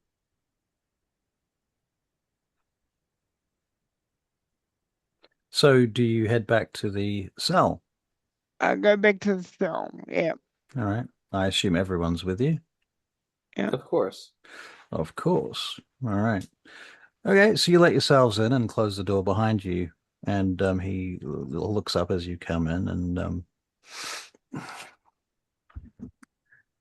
I presume you've come to some kind of decision then.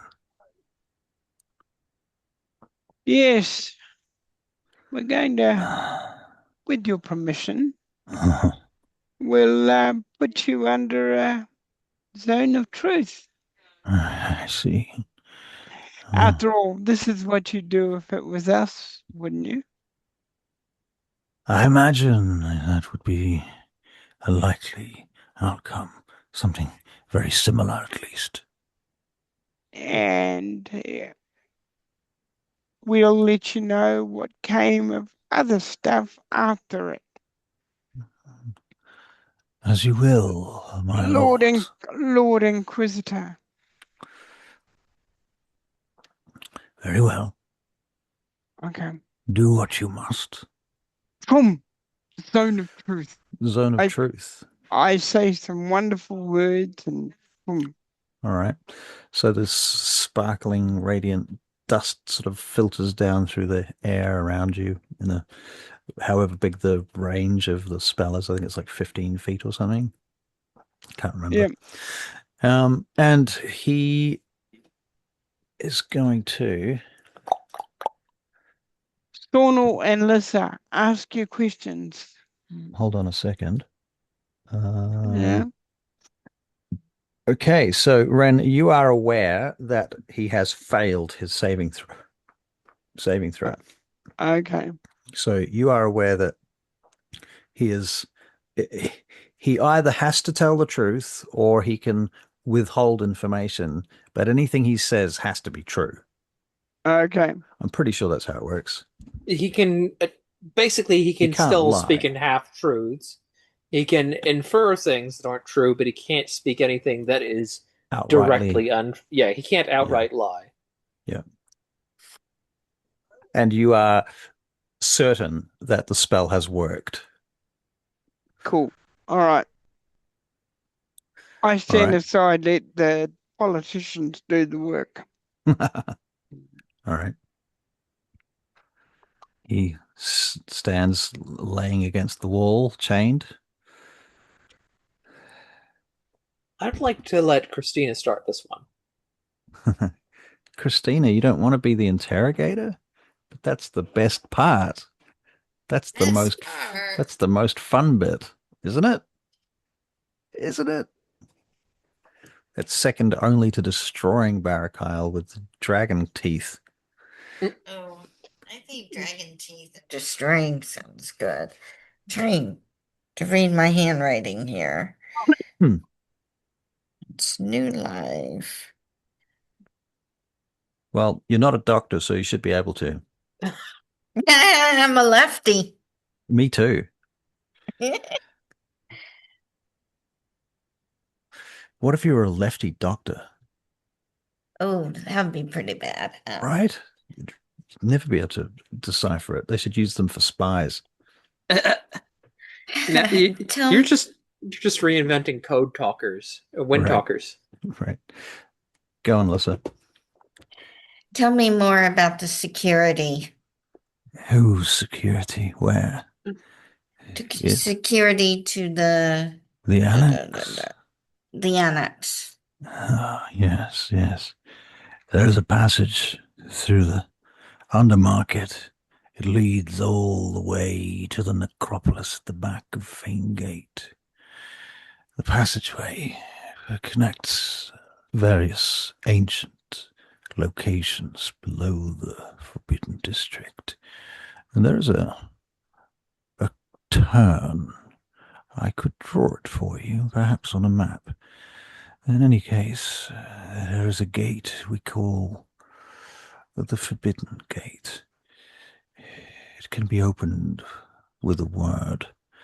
Without that word, certain death, guaranteed to anyone, no matter their physical prowess or even their magical aptitude. Death would be certain.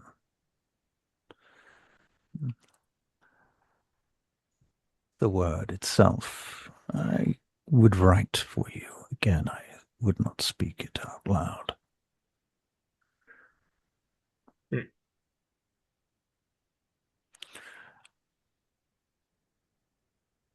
The passage is generally unguarded most of the time. Few, if any, Barakyle members of my sect are likely to be traversing those passages at any given time. They tend to use this entrance only when they require it. It's used for Zargant and other captured individuals. Oftentimes they're taken this way through the back door into the annex so that they may be, well, shall we say, subsumed.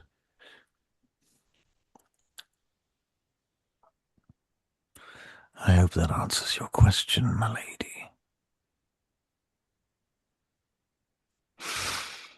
What do I get?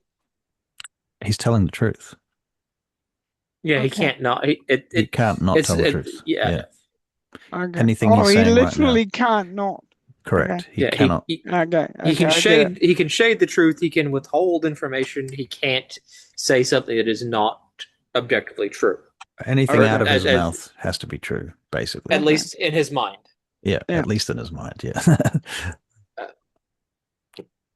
What is the nature of this gate? What makes it so dangerous? Ancient earth magic. That does what exactly? It would crush any soul that attempted to pass it.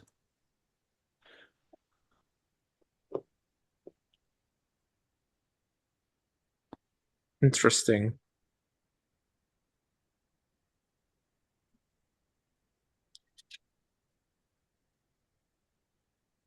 You understand, of course, that your terms seem suspiciously favorable to us. I understand that you would be suspicious, yes.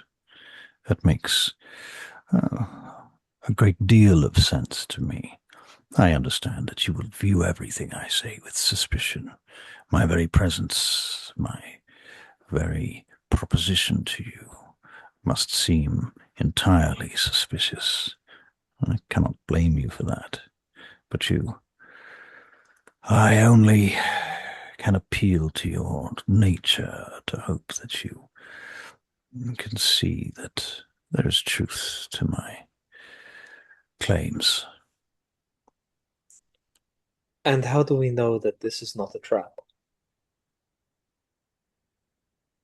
That is an excellent question. I can only say that I believe it is not a trap.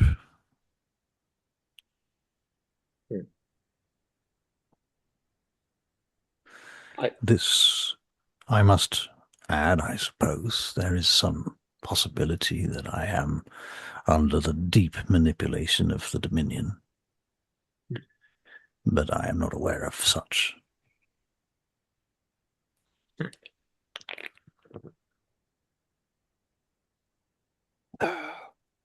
Understand this.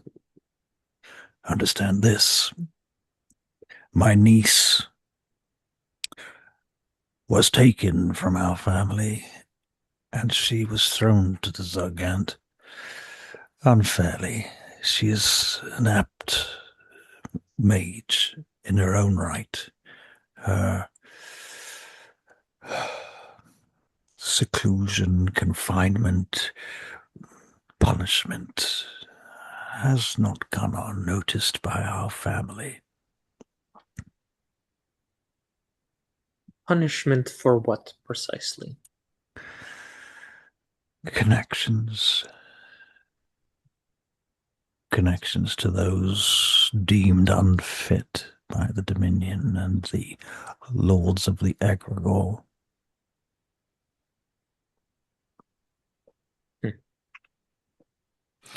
There are many things about the Dominion that will confuse such as yourselves.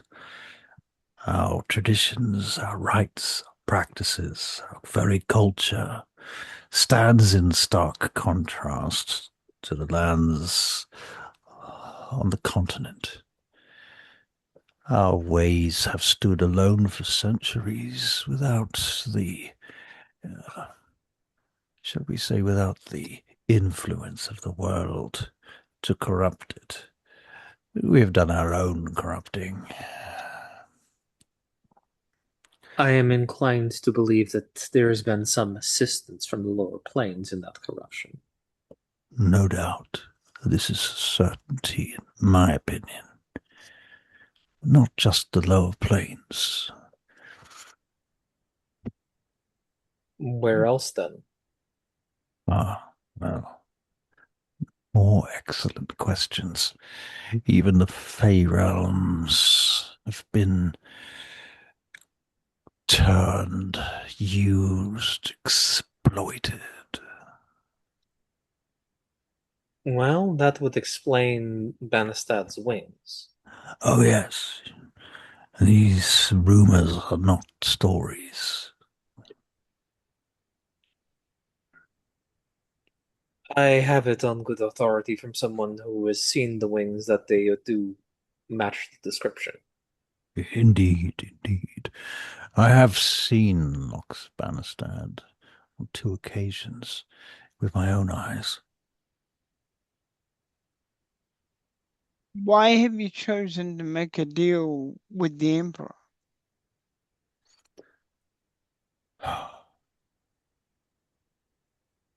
It is only a matter of time, my lord, before the Barakyle discover my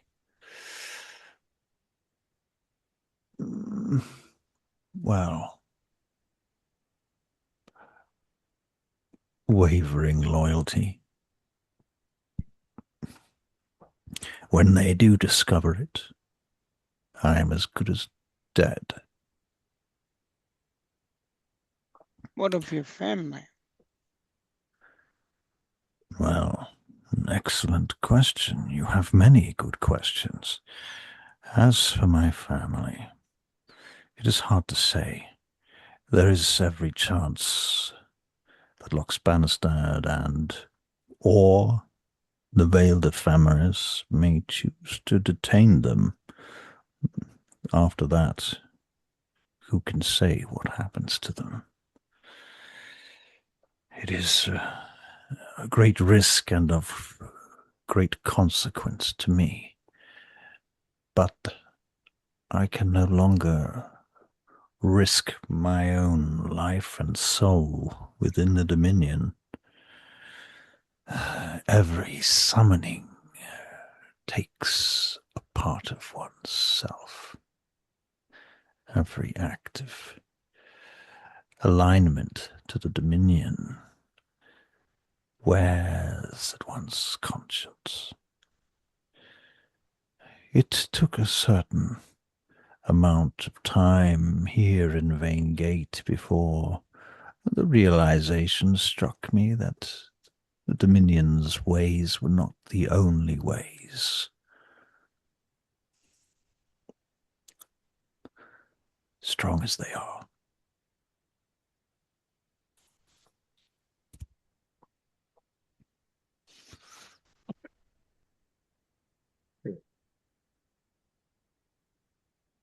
I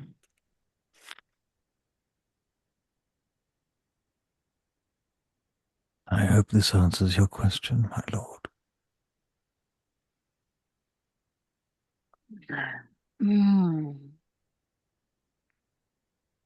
Colonel, Hmm? tell him what the Emperor said. I want to see his. This is. Yeah. Tell him what the Emperor said. The Emperor is willing to consider your demands. He would like some more information about what what you are expecting in terms of a fief beyond simply possessing a garden and perhaps a farm. He would need to look at what properties or estates or such like that he has in his that are belong to the crown itself that he would be able to freely gift. I see, of course. It is, let me be more bold. I do not require much. It does not need to be grand. In fact, I would prefer it was not grand. Even a cottage in a quiet town or hamlet would do me well, I feel. I would take it upon myself to protect such a place if I felt that I had some stakes in the matter.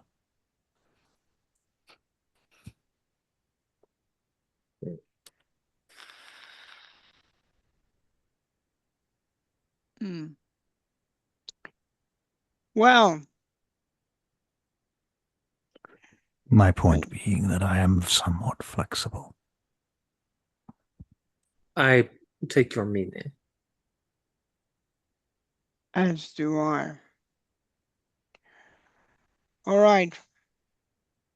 I think we should get you out of here.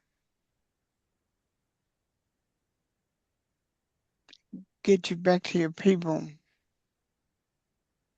It will take some time to make arrangements for you to be somewhere else. Yes.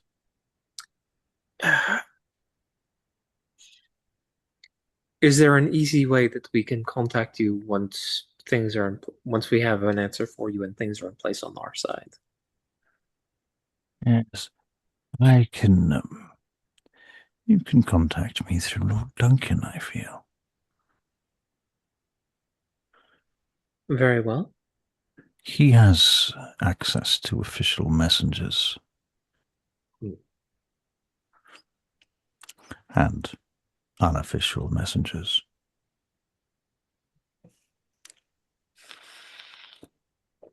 Was there someone hiding around that stalactite? No, I was just checking out something. Thought there might have been a closet. Yeah, I'm frightened for at least a minute. yeah.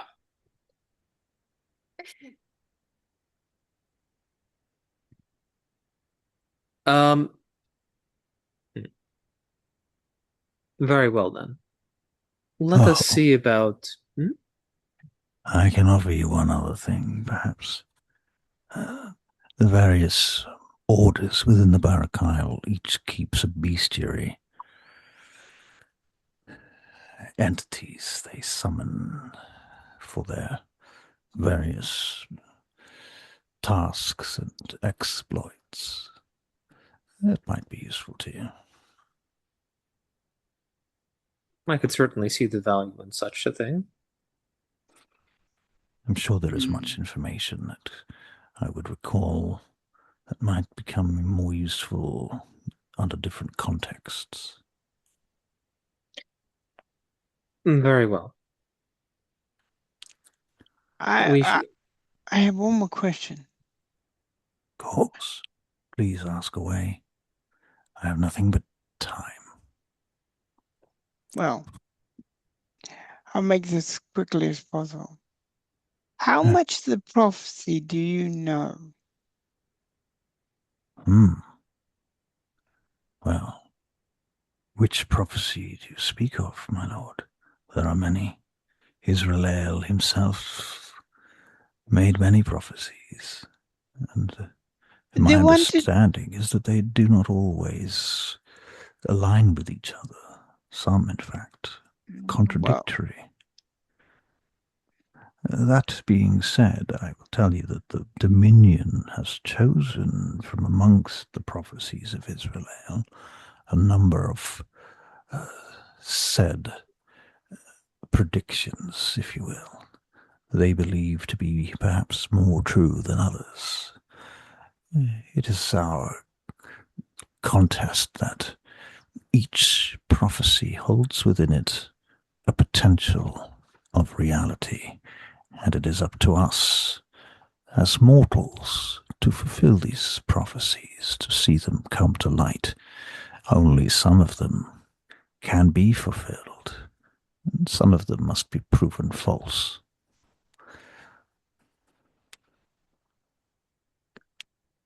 So, is the Packard Rift prophecy known to you? That it might return? If you speak of the second coming of Packard, I am aware, yes. Yes. You are, no doubt, familiar with the pilot stones. Would you be willing to join with others in finding a way to prevent it if you were asked?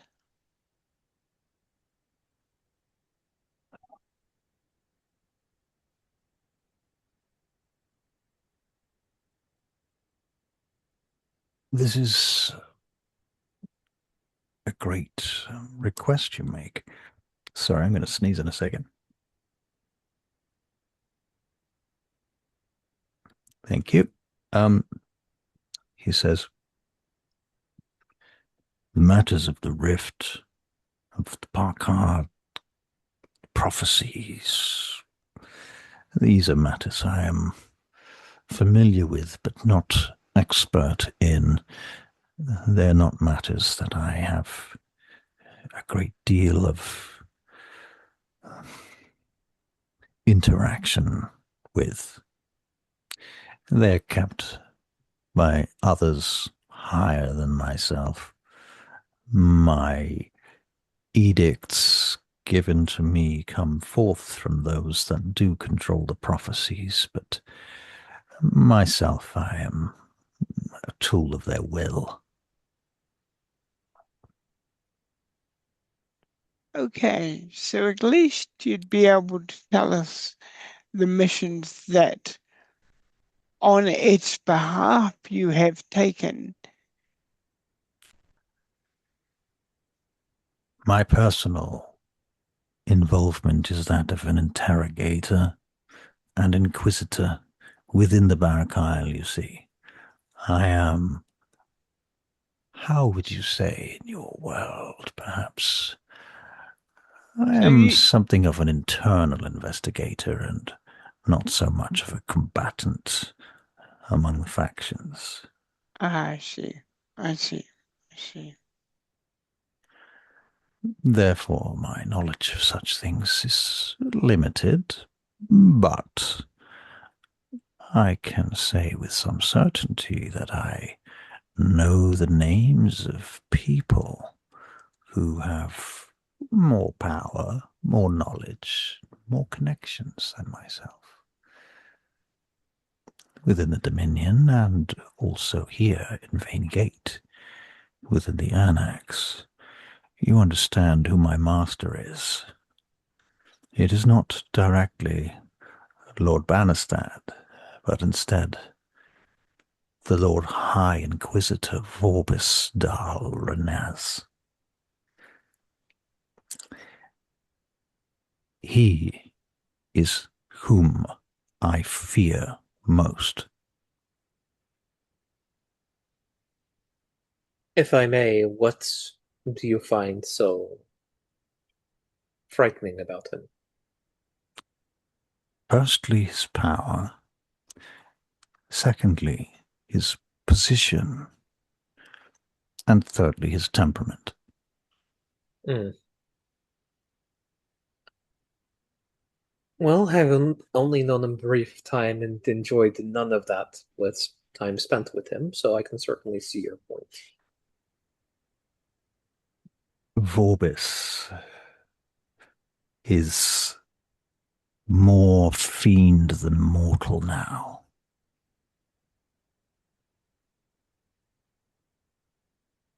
Hmm.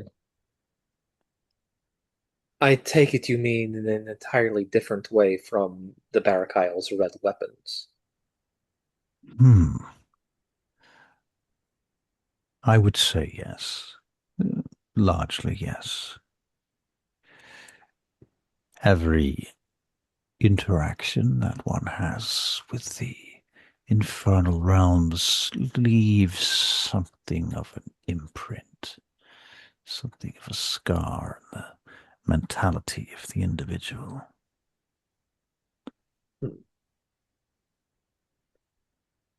And you're saying his soul has been eroded.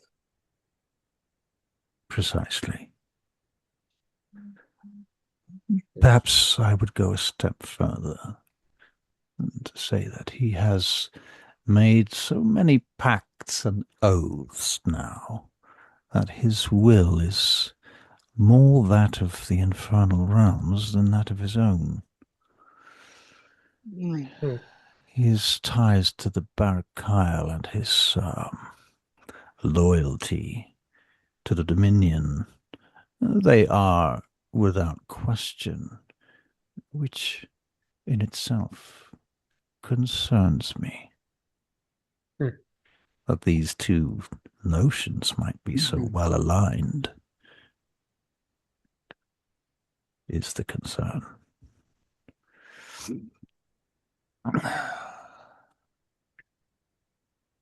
Has anybody, Oh.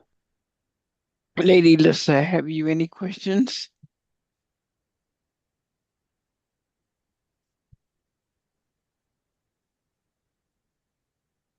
Can't hear you. Nope. No questions.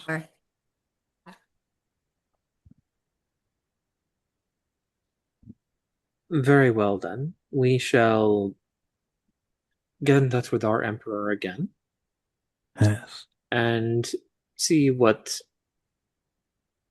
we shall see what the properties he is able to find, and then we shall begin working on an extraction plan so that we can get you safely out of the city. I would settle for a safe haven, even just for the meantime.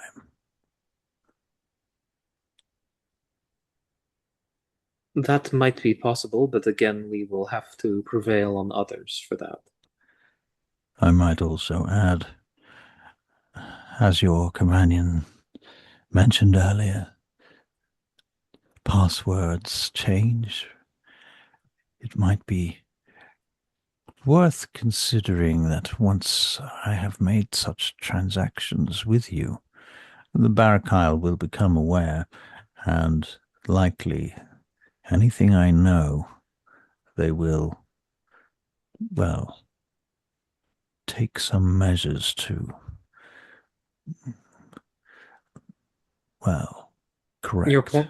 Your point is well taken. However, the moment that they realize you have defected is the moment the sand starts falling, and that we shall need to be prepared to move quickly. Yes. We need to have everything ready. We don't wish to be scrambling at the last moment. We need to have everything aligned first.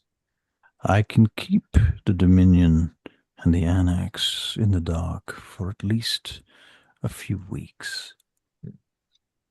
After that, I suspect things might get more difficult. My Of lord, course. are you going to bring any members of your family at all? I do not see a way that is possible. Not unless you have a means to extract citizens from the Dominion's isles.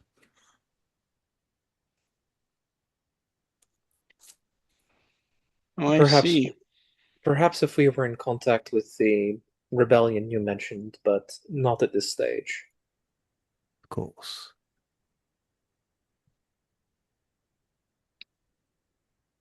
All right. Let's get you out of here and get you on the road, my lord. So to speak. At least you will be in a greater level of comfort. Yes. We can give you now, as a sign of good faith, one name. Mordecai Tempestus. Out of game, I'll just copy paste this to Discord for you.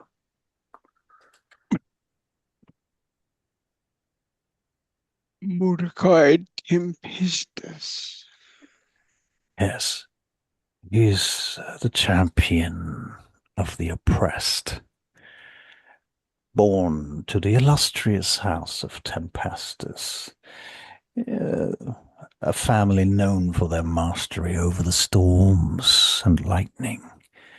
It is said that from an early age, their family are groomed to uphold the honor of their tribe, their family, their bloodline, as they contribute to the power of the Dominion. Tempestuous family have resided in the opulent Red Citadel for centuries.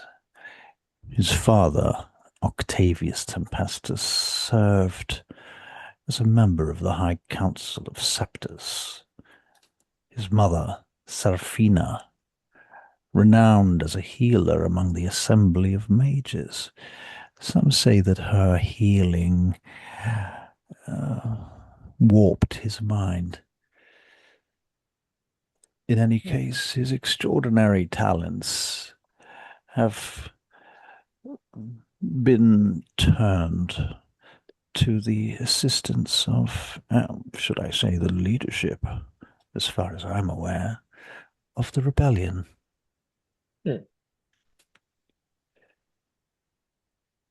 He is the one you need to make your alignment with if you wish to gain access to the interior of the Barakyl's islands, to the Dominion itself. There are many secret passages and paths and roads in the Dominion, places those with the eyes to see and the knowledge can pass without trace, if you take my meaning. I do. Something of a secret network across the Dominion. That does align with some other things I have heard. Hmm. Yes.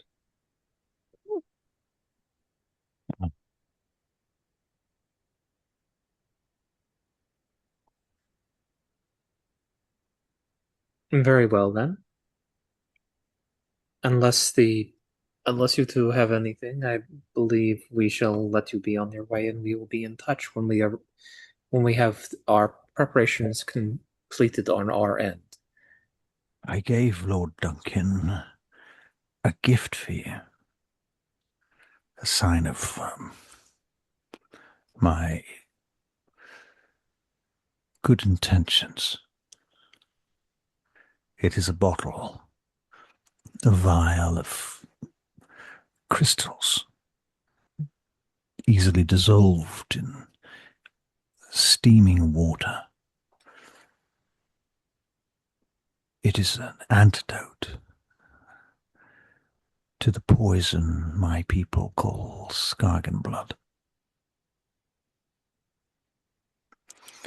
It is possible you may be able to synthesize something from it if you have the resources and the knowledge.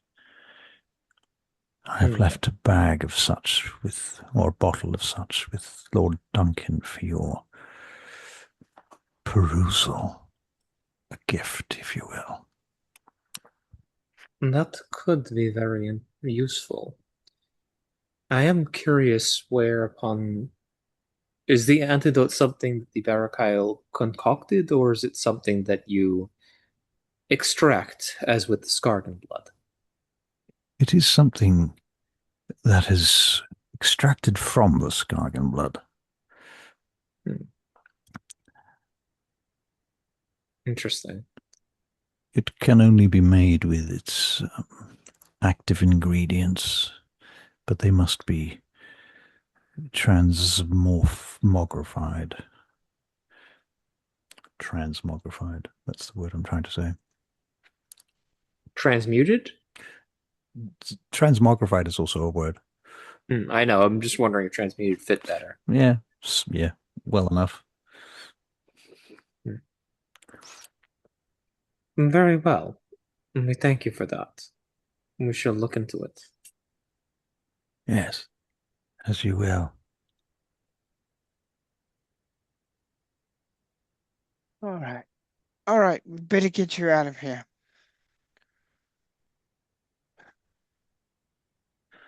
Yes, very well. I put my hands in Lord Duncan's hands. Sorry, I put myself in Lord Duncan's hands. He no doubt will find my way out. Of course. I hope to see you again soon then. All right. As I say, Lord Duncan can message me if you wish to meet again.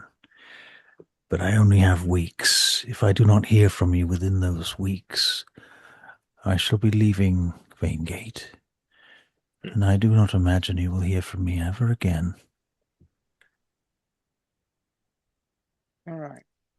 Understood. We will begin working on our preparations post haste.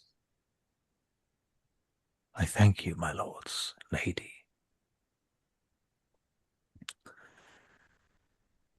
Good night, then. Good night.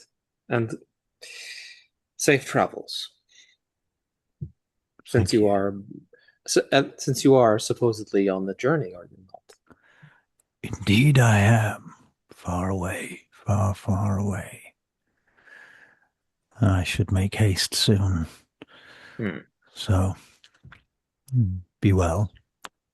May your gods protect you. All right. Let's get out of here and get to the army. Okay. Yep. All right. So you skedaddle out of there. Lord Duncan gives you the bottle. Yep. As you leave. You head out, back out on the streets. Where would you like to go?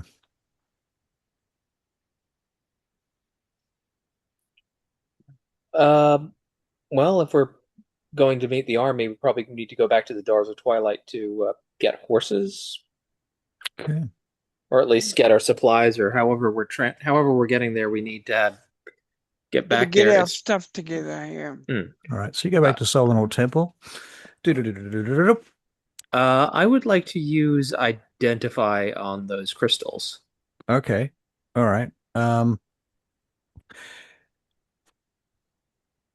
Out of game, what he said is true. Because Zone of Truth.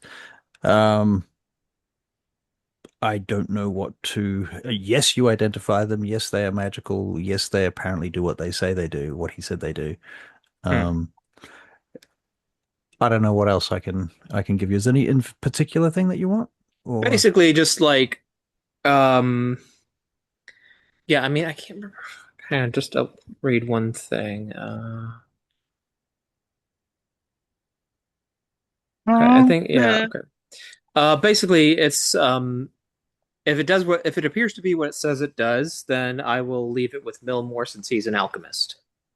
okay. Just basically is just if I didn't check it and it ended up not doing what I said it did, Millmore would never let me hear the end of it. Yeah, that's probably true. Okay. All right. So Millmore Glass thanks you very much, and he says that he will indeed look into it. Yeah.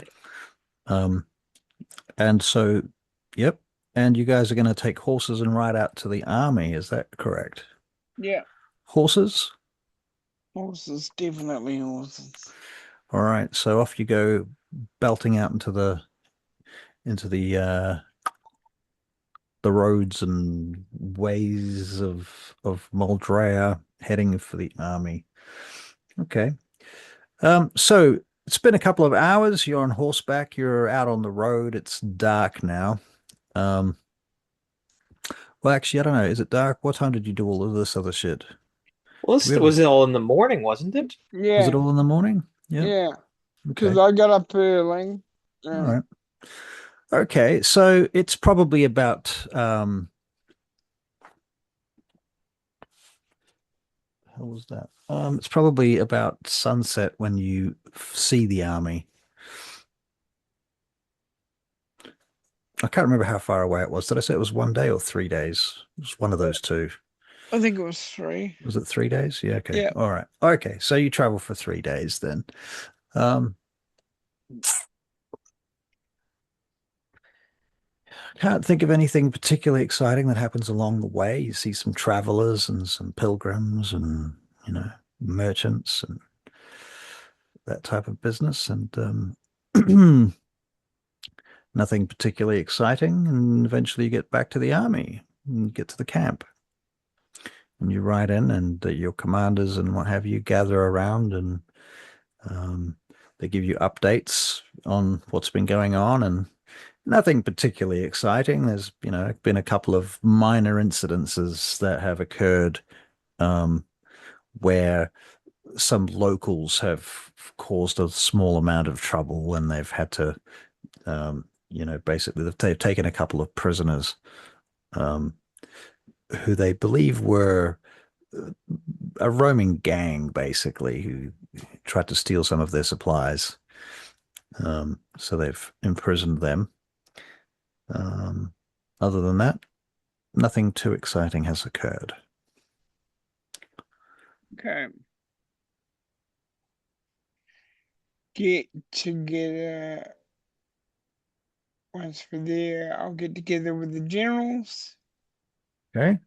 and the captains and stuff like that, and we'll discuss what route we're taking, how we're taking it, and of course, talking about all the concerns like this is a possible attack point that's not, do what generals and soldiers do. Okay. I mean, it's not too much. There's not too many logistics anyway, because at the end of the day, you're marching the army to Vangate and then you're parking it outside the city. Yeah. So it's, yeah, you obviously want to do that in such a way that's going to cause the least amount of disruption to local farming and so on. Yeah. And so, yeah, okay, you discuss all these things, and Does anyone want to add anything here? He's the military guy. I'm happy to let him handle it. All right. So the evening passes, and then I suppose is it the next day that you're going to march? Yeah. All right. Okay. So the following day, having had the night in the camp, do you have a quiet night, or do you guys get riotously drunk and throw a party? No,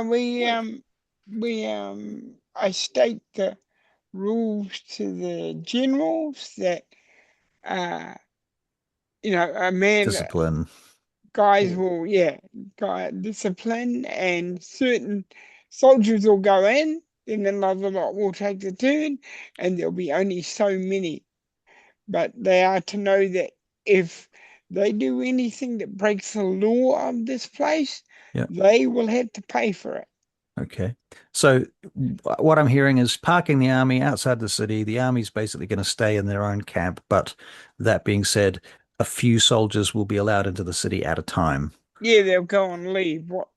What Like soldiers call on leave, yeah. civilians though, Yeah. basically. They take off And their eventually they may have some roles working inside the city, but they need to prove their basically they need to prove themselves first, but they're not going Right. to cause problems. Yeah. Right. So this is not the triumphant return of Claresca marching into the city. No, that's just to let them know the rules after all that is done. After Basically the triumphant return is a one-off thing that we're planning. Right. And Yeah. that's not happening yet No, we need to get the army in place. into their camp first because they're going to be traveling with all of their traveling gear. Yeah. And all their tents and everything. They can't really have a triumphant march with with everybody carrying tents and all that. Fair enough. Okay. All right. So you march the following day, and you march for the next 3 days until the army comes pouring over the hills and down into the plains next to Vane Gate near the river. Yeah. And lots of people come out to see. The walls of the city end up lined with people looking out to see what the hell's going on. You hear horns blasting. Now this has been somewhat arranged, though, hasn't it? So the Fangate's they're not like surprised that you're turning up. No.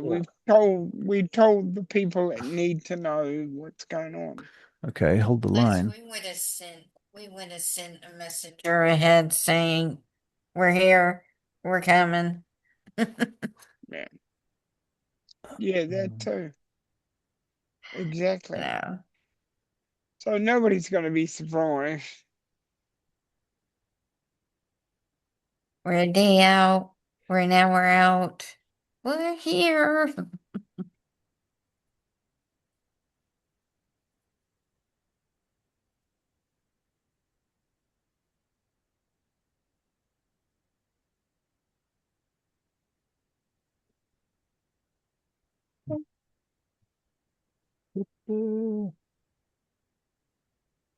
I'd like to note that Liz is riding a chariot. She's riding a chariot. Oh my. Yeah, she's back there with the chariots. She's Okay. teaching Blackheart Fire. You got friends in the Chariceth? She does. Yeah. Yeah, I do. Yeah. Sornel would have thrown a little performance for the soldiers when he got into the camp the previous. Actually, he probably not the first night, but he would put on some performances while they're on the road just to like take the edge off a little bit. Okay. Oh my God, why would you do that to me?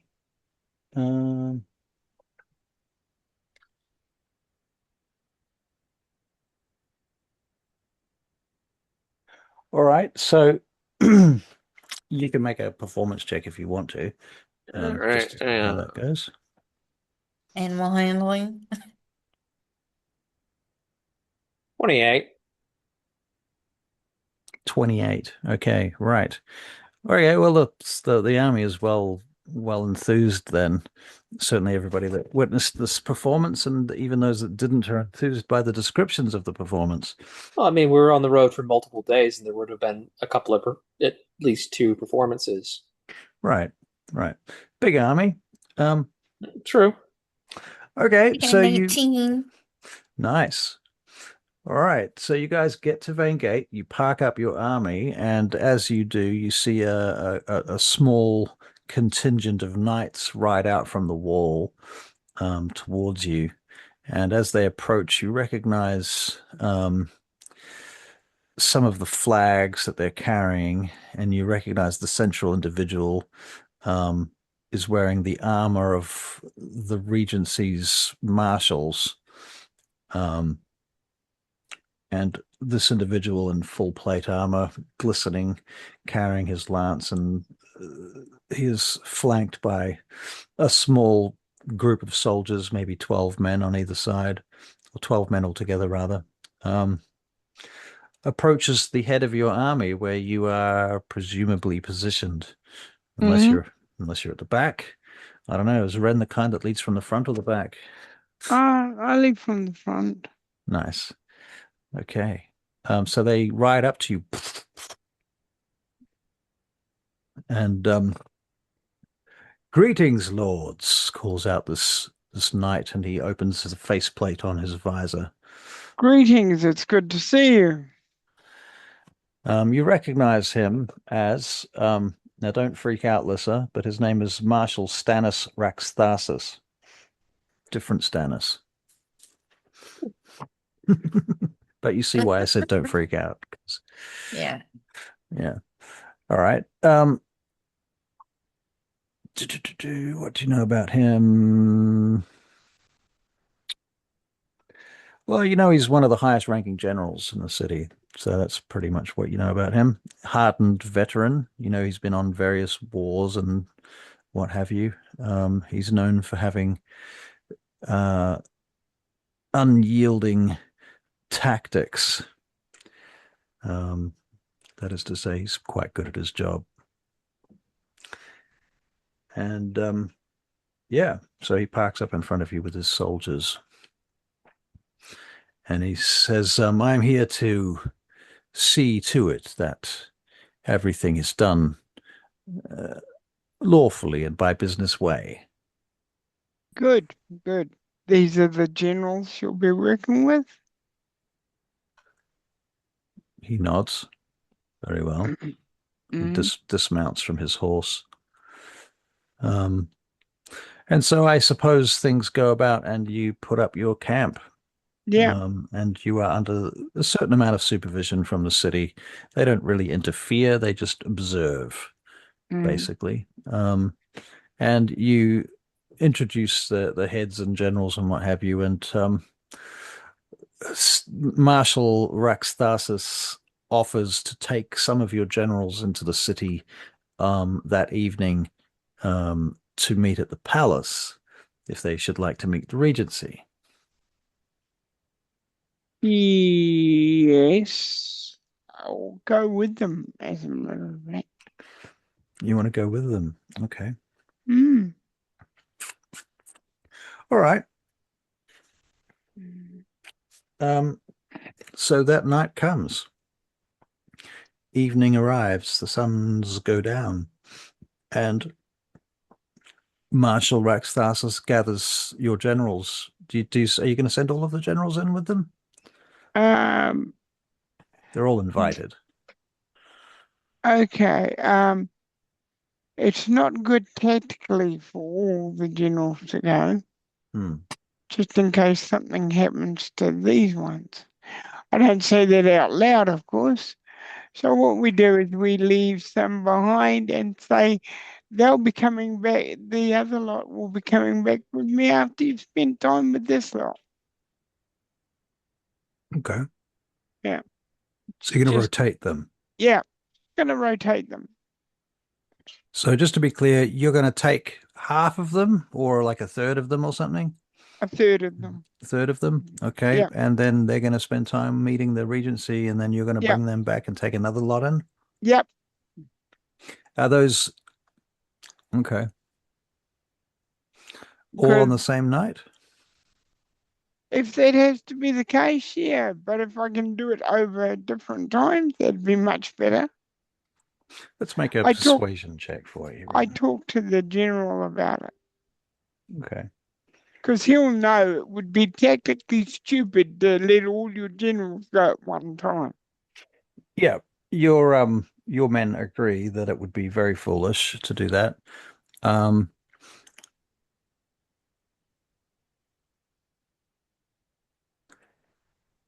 So instead,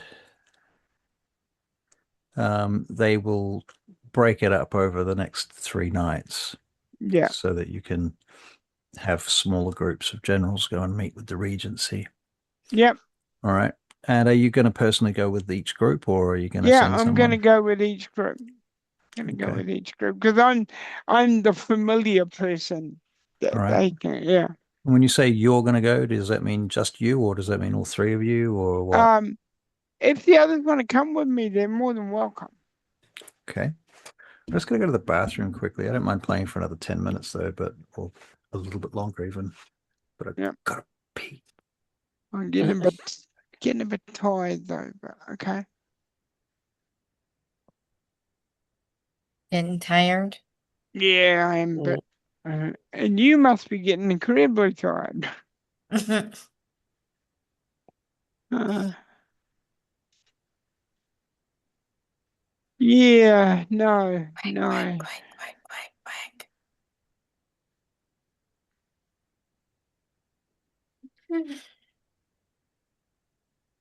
Nah, there's no way I was gonna let all our generals go the same direction. Yeah, no, that's definitely a bit suspicious. Yeah, No, it wouldn't be wise either. You gotta leave someone in command. yeah.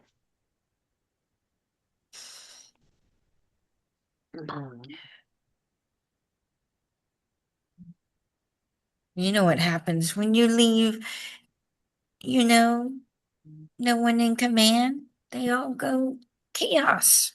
Yeah, all goes chaos, and then it ends up being one big mess, and before we know it, Dag Dagiel's at war with, With Van Gate. yeah, with Van Gate, yeah. Nah. Well, I mean, if that happens, at least we've already got our army in position. Yeah, yeah. Now trying to explain that to the emperor. Well, all the generals went to fancy party and we left the army alone and they got in trouble with Van Gate because there was no one there. They went to where? All together? Yeah, I can imagine. They went to a party and didn't invite me? How dare they not invite their emperor? What's going on? No. Okay. All right. So you, the 3 of you are going in for the first meeting. Yeah. All right. Very good. The Regency meets with you, this large council that is made up of many of the nobles of Vangate, and you recognize some of them. More than a few of them are the same people that are in the Market Dozen. Of course, this will help the market, doesn't? Because soldiers spend money, don't they? They do. They do. Yep. They go to the shops. They may well do. Hmm. Okay. So you bring the generals before them, and the Market Dozen, not the Market Dozen, the Regency, are very interested in talking to them. They ask them a number of questions, and they're very they generally come across as fairly friendly, although a few of them grill them because you notice that one of the ladies in particular seems very suspicious of any army and seems to have generally a bad impression of armies. Whether they're good armies, bad armies, or your armies or other people's armies, she doesn't really seem to care.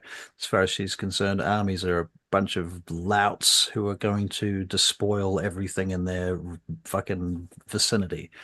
And so, while she doesn't actually literally say that, you can tell that's what she thinks Mm. from the kinds of questions that she asks and the sorts of things that she brings up. Like, are your men aware of, paragraph 4, blah, blah, blah, of the rules of how to drink wine in a tavern. Yeah, Oh, I get it. goodness. you know, so make sure that they understand that there are a number of bylaws and specific rules in the city, and that she wants to make sure that your soldiers are fully aware of the consequences. And they understand the punishments too, that in some cases involve, chopping Death. off hands and Yeah, death. Yeah. yeah. Chopping off hands or other things. Possibly other appendages. That's true. And that's why we made it very clear before they came here that I'm not going to stop them. If they do something wrong, I won't be stopping anybody from doing anything. All right. We follow their laws. Well, It's I like, might. If it's unjust, yes, then I'll stop it. But yeah. Fair enough. I think he's saying that he won't step in to intercede unless there's a really good reason. Yeah. No, I agree. I get that. Okay. Why don't we get a group persuasion check? All right. I guess everyone can make a persuasion check. So a 20 for Tannel. Oh, dude. An 11 for Ren. That's terrible. I rolled a 2, but plus 9. You still got 11. So it could have been worse. And Lissa. Perception? No, No. Persuasion. performance. Persuasion. Persuasion. Yep. Persuasion. Got it. Yep. Oops, I think I rolled it twice. You rolled a 19 and a 20, I think. So either way, something like that. Let's just double check the log.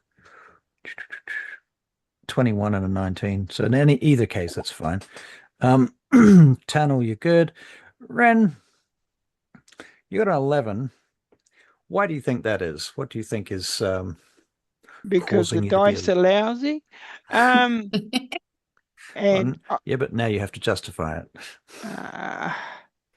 I would imagine he's more one of them, if you know what I mean, than he is persuasive. He's a soldier.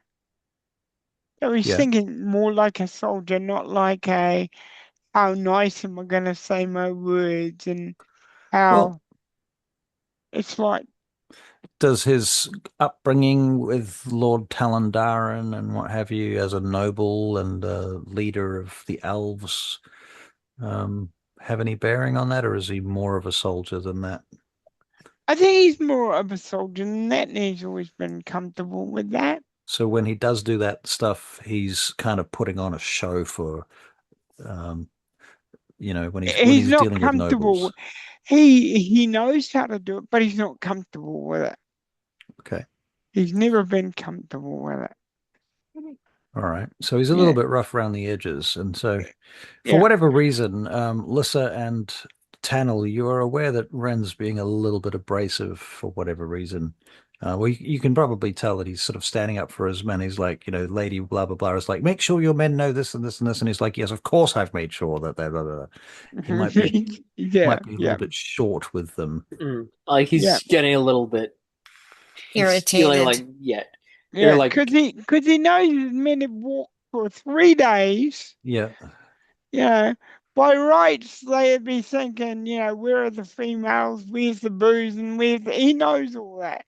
Right. He knows that they've had a hard time. He knows they've had worms in their head, but he can't tell these morons that, Right. and Fair enough. that's why he's being abrasive.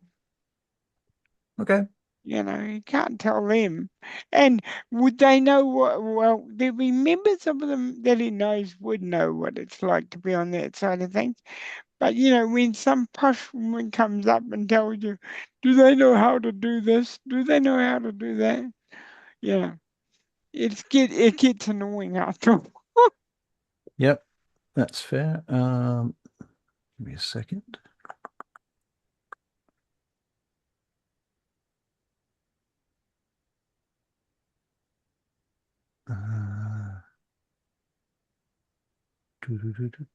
Okay, so the lady who seems to be a little bit kind of the cause of your frustration is Lady Xenophea Carnea, who, funnily enough, has Charasith background and blood, but she's a member of the Regency here.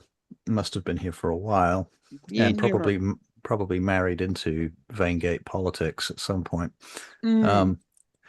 But in any case, she's among the Regency, and she says to you, "You seem very confident in your men, Lord Talandaran." Talandaran, are you going by Talandaran? No, but my father's name. Right, Lord. Lord Yeah. bloody blah Yeah, that guy. Lankael. Lancaster. Actually, it was Lankael Ariasis. So yeah, you Lord Ariasis. Yeah, All right, so Lord Ariasis. She says, "You seem very confident in your soldiers, Lord Ariasis, but it is my contention that such men tend towards anarchy if left unsupervised. I have your word, then, that they shall follow our rules and laws, and they shall not bring such anarchy to our streets. Do I have your word, my lord?" Inasmuch as I can give it, my lady, I know not what the future brings. I see. I know not what I have to handle. And You as are you have, not then confident in your soldiers' capacity to follow your orders, then? in that, I am confident. In what they may do after a year here, I cannot be confident of what might happen. Let us not to project Concord. too far into the future, my lord. We are only here in our first days. Perhaps even, we might say, our first day. There is no point in us surmising what may occur at the end of a year. It is during this year and one day that is where my concerns lay. If you cannot be of utter certainty that your soldiers will not take to our streets, then I ask one request. I wish to speak with your generals individually so that I may personally ask them questions dear to my heart.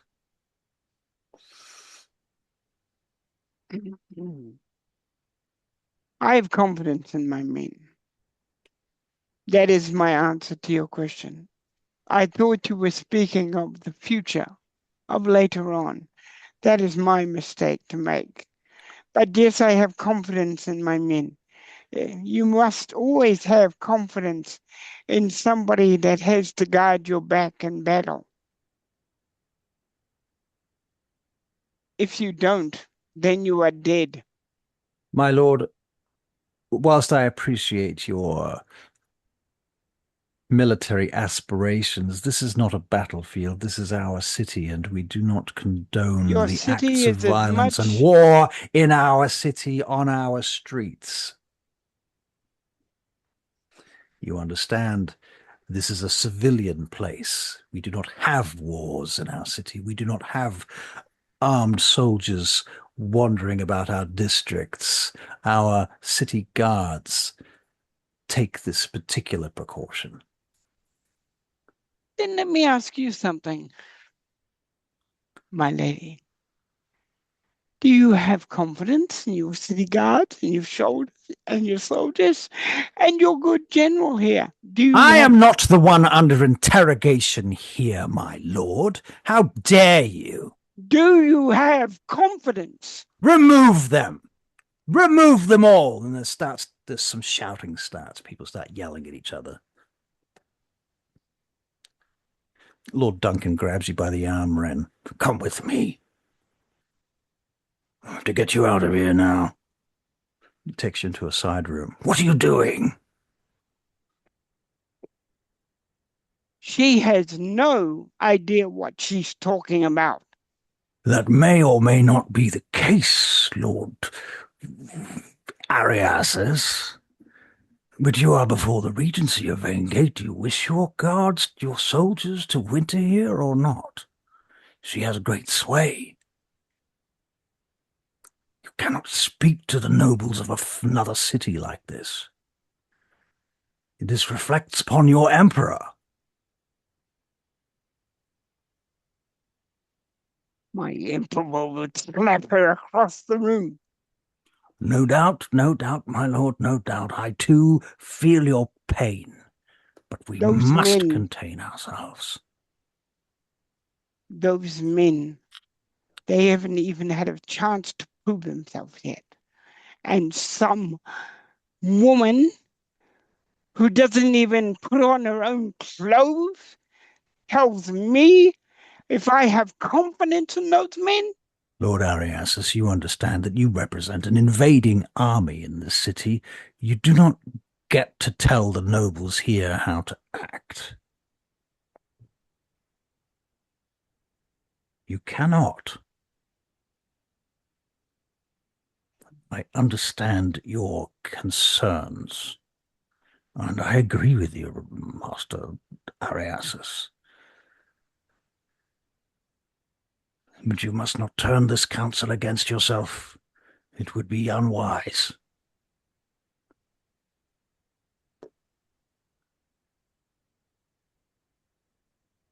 If she was an elf, she wouldn't have spoken to me in that way. I am as much a lord and a prince as she is what she is. You are a foreigner. This is not your city.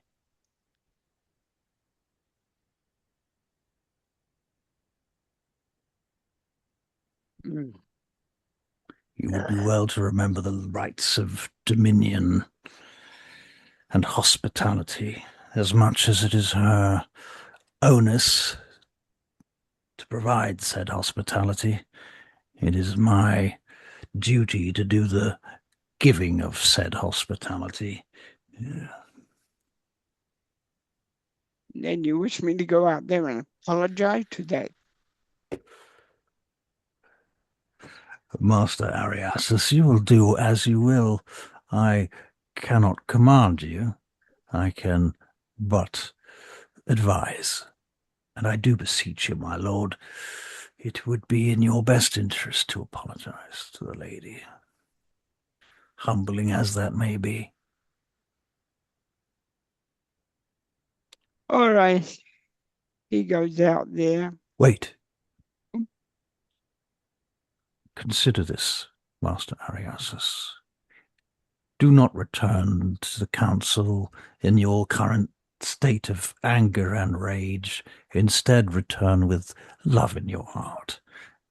In this way, you may persuade her. Perhaps, my lord, some gift or tribute, some act of parsimony.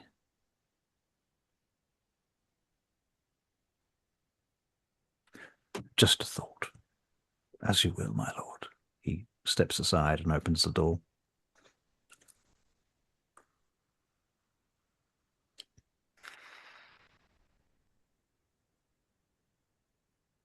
Did Ren explode?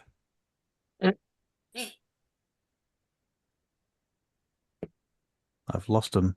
Ren, no, I'm thinking what I'm going to do next. Okay. Because that was a good scene, I thought. It was a good scene. I was hoping you weren't actually upset with me. Okay, no, I was doing the scene. Cool. But now I got to think about how I'm going to get out of this mess. All right, here I come. Okay, I am. You go back into the chamber? Yeah.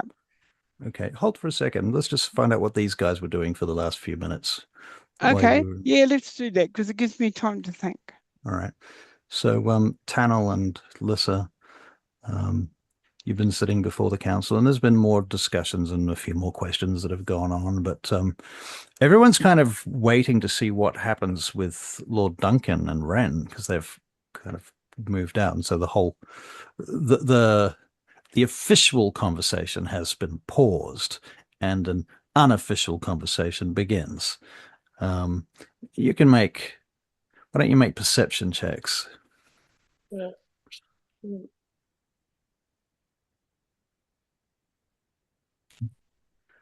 No, not too great. I think we're just like really engrossed in whatever conversations we're in. Okay, fair enough.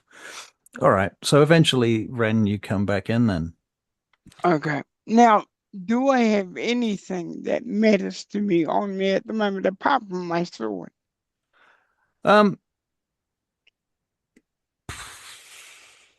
Maybe out of game. Because I wear, for dinners like this, I wear nice clothes, nice stuff, nice. Right. You're not sort of dressed as a lowly No, combatant. not this time. No. Sure. I'll tell you what. I don't think we didn't talk about you guys bringing anything for the council, so I can't sort of outright say that you had already pre-considered this. All right. We could make a be some wisdom check or keepsake. something. Could be a keepsake, or even an offer. Like Okay. a verbal offer, or something like that, or even a pledge. Could work.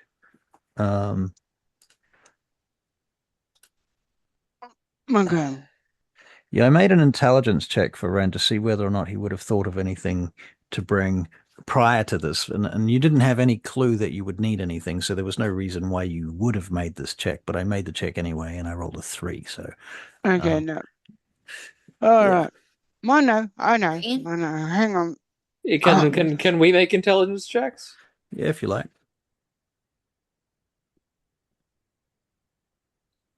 Well, I got a nat 20. 17. Okay. All right. So did you guys bring anything, or are you like now thinking about it? Given that Daniel or Sornel, or whatever you want to call him, was a diplomat in his past life, I think he knows it's a good idea to have something up his sleeve. Right. Yeah, he probably has something up his sleeve at all times on that count. I think so. I think so. But yeah, like specifically for diplomatic stuff, like Right. I mean, okay, so bottles of Dagdagian wine in his bag of holding. Metal ingots from bloody blah. Jewels from somewhere or another. Teeth of a dragon. Scales of a... actually, no, I got an idea. Mhm. Maybe so she would have a little purse with something in it. I feel like I think given the scene, so would I see Ren coming back in? You do, yes. Okay, I step up and just and basically intercept him, and it's like I'm like I did not expect that to happen, but it is always good to have something with us in case of things like this. And I pull a small gift box out. Not very, kind of about, not big, but just like pull it out of my doublet and just like, why don't you present this to her as an offering? It is quite well made. Listen, you also wanted to give him something, did you? Or no? I was just saying she carries a little a little purse that would have something in there. A little trinket, like a brooch or something. Okay. I don't know if you're offering that to Ren at the moment or if you're going to keep that for now. Yeah. Yeah, I can do that if it will help. Women like jewelry. All right. So these two intercept you and give you some gifts to give if you wish, Ren. Okay. So in the box, Sornel hands over would be one of Cinder's adamantine daggers, but very well ornamented. Wow. Okay. Like this is like Yeah, okay, we're overtly bribing her, but with somebody like this, like, I think it's, we're like, okay, yes, we're bribing you, but this is serious damage control.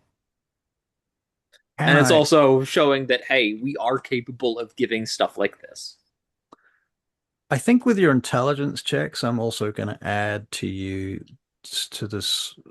situation that you are aware, obviously, because you just stated as much, that this is Hmm. bribery, essentially.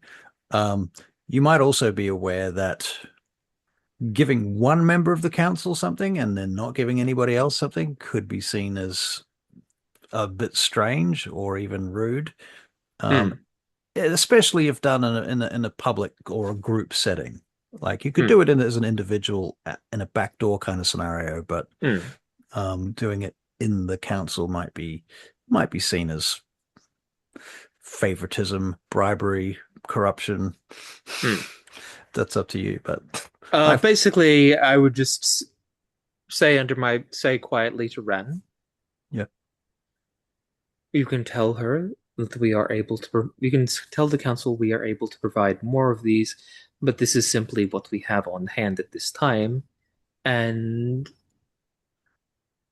we will be providing suitable gifts to other members of the council as we are able to bring them in, but this was what we had on short notice.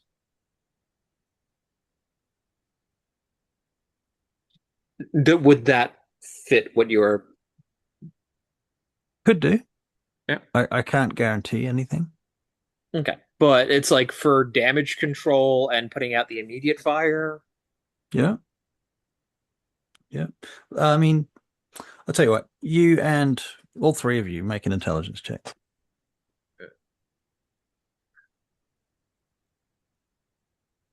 So 10 got a 2.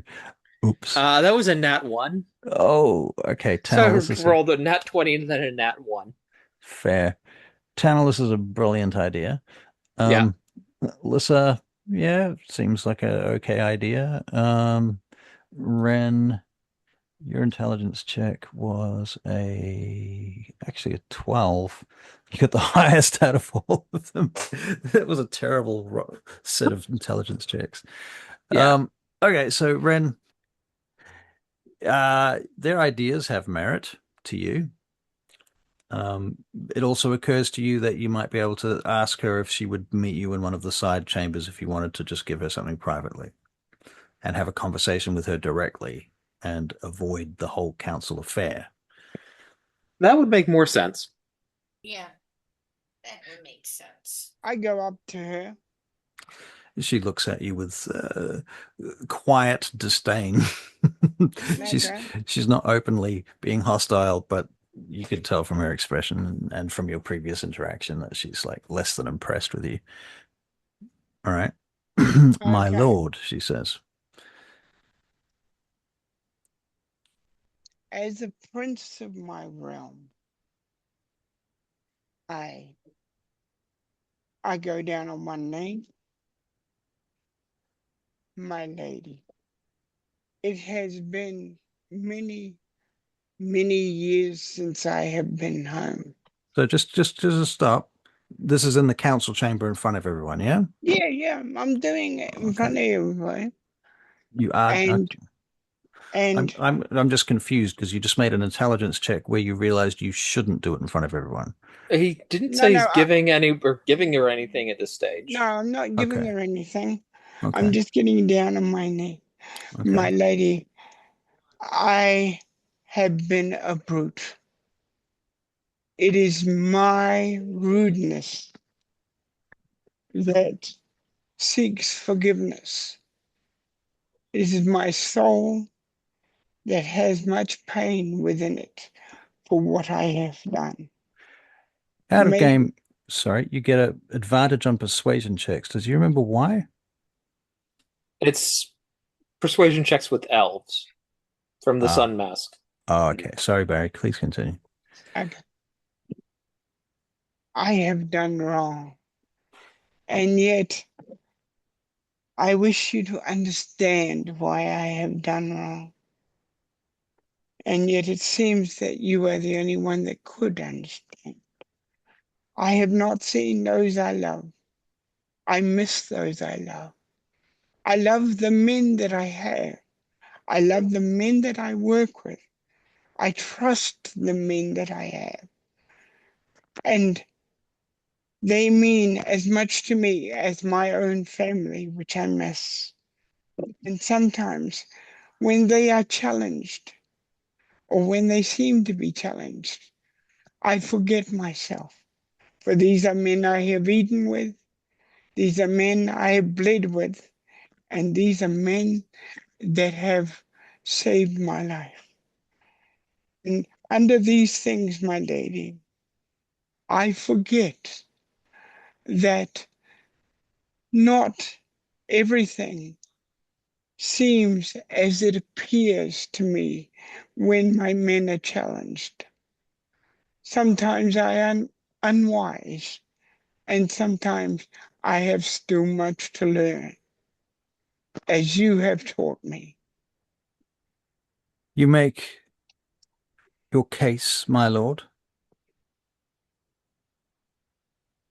And he stayed down on his knees. Please, no need for such ceremony. He stands up.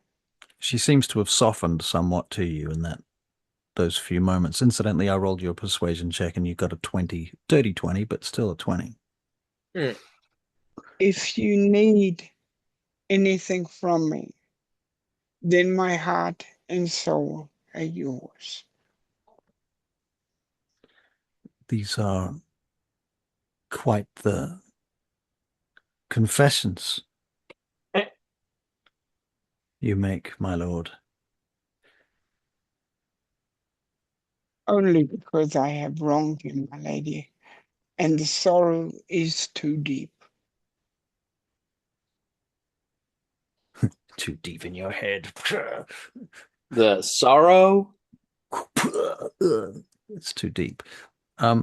Okay, she looks to be considering what you've said, and she's taking you seriously. And she's, as I said, she's softened somewhat to your concerns and words. She says, "There is no need for your apology. You have not wronged me. I seek only clarification. You understand that I care for my citizens. I care for the people of Vane Gate.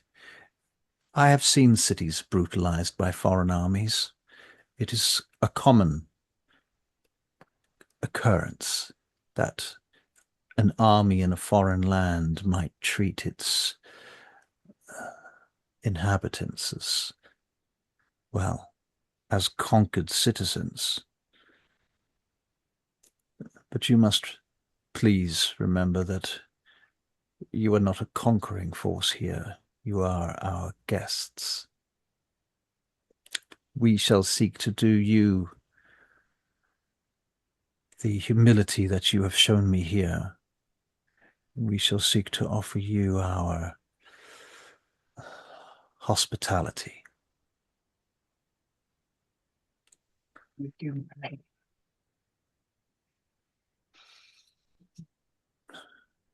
But as I have said, if you need me, my heart and soul are yours.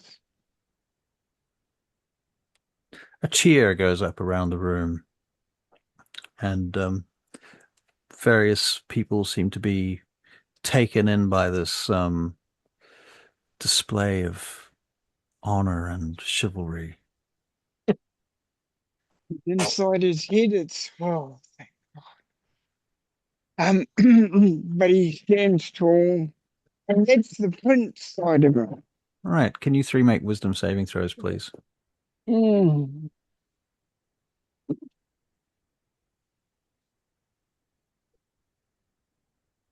Does a 26 pass? It does. So does a 29 for Barry. That was a nat 20. Yeah, Barry got a 20, natural 20. And Lissa, what'd you get? I didn't see that one. Button. I hit the wrong button. My mouse decided to send me somewhere. Never trust mices.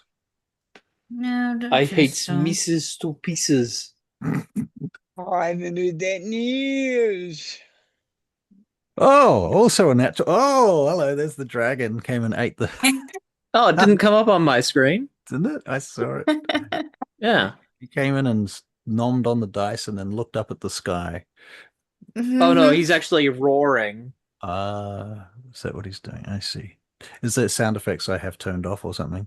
I think I don't know how it works on this. But it does when I use those dice and I get nat 20, it does roar. So, but it's doing all the dice on the screen. So you might have to have the dice on your character to do it. Right. Fair enough. All right. Well,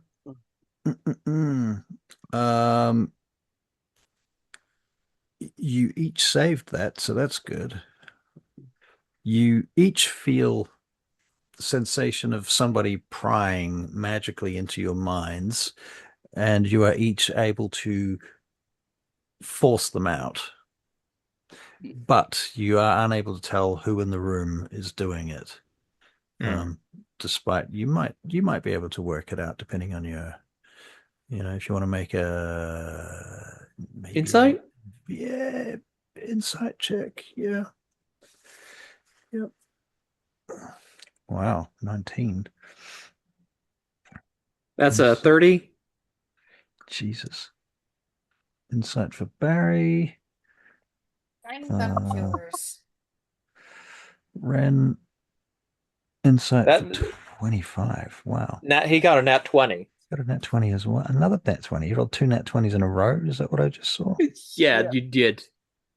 Jesus. Okay, so you got 25 for your insight. Lissa got a 12. Tano got a 30.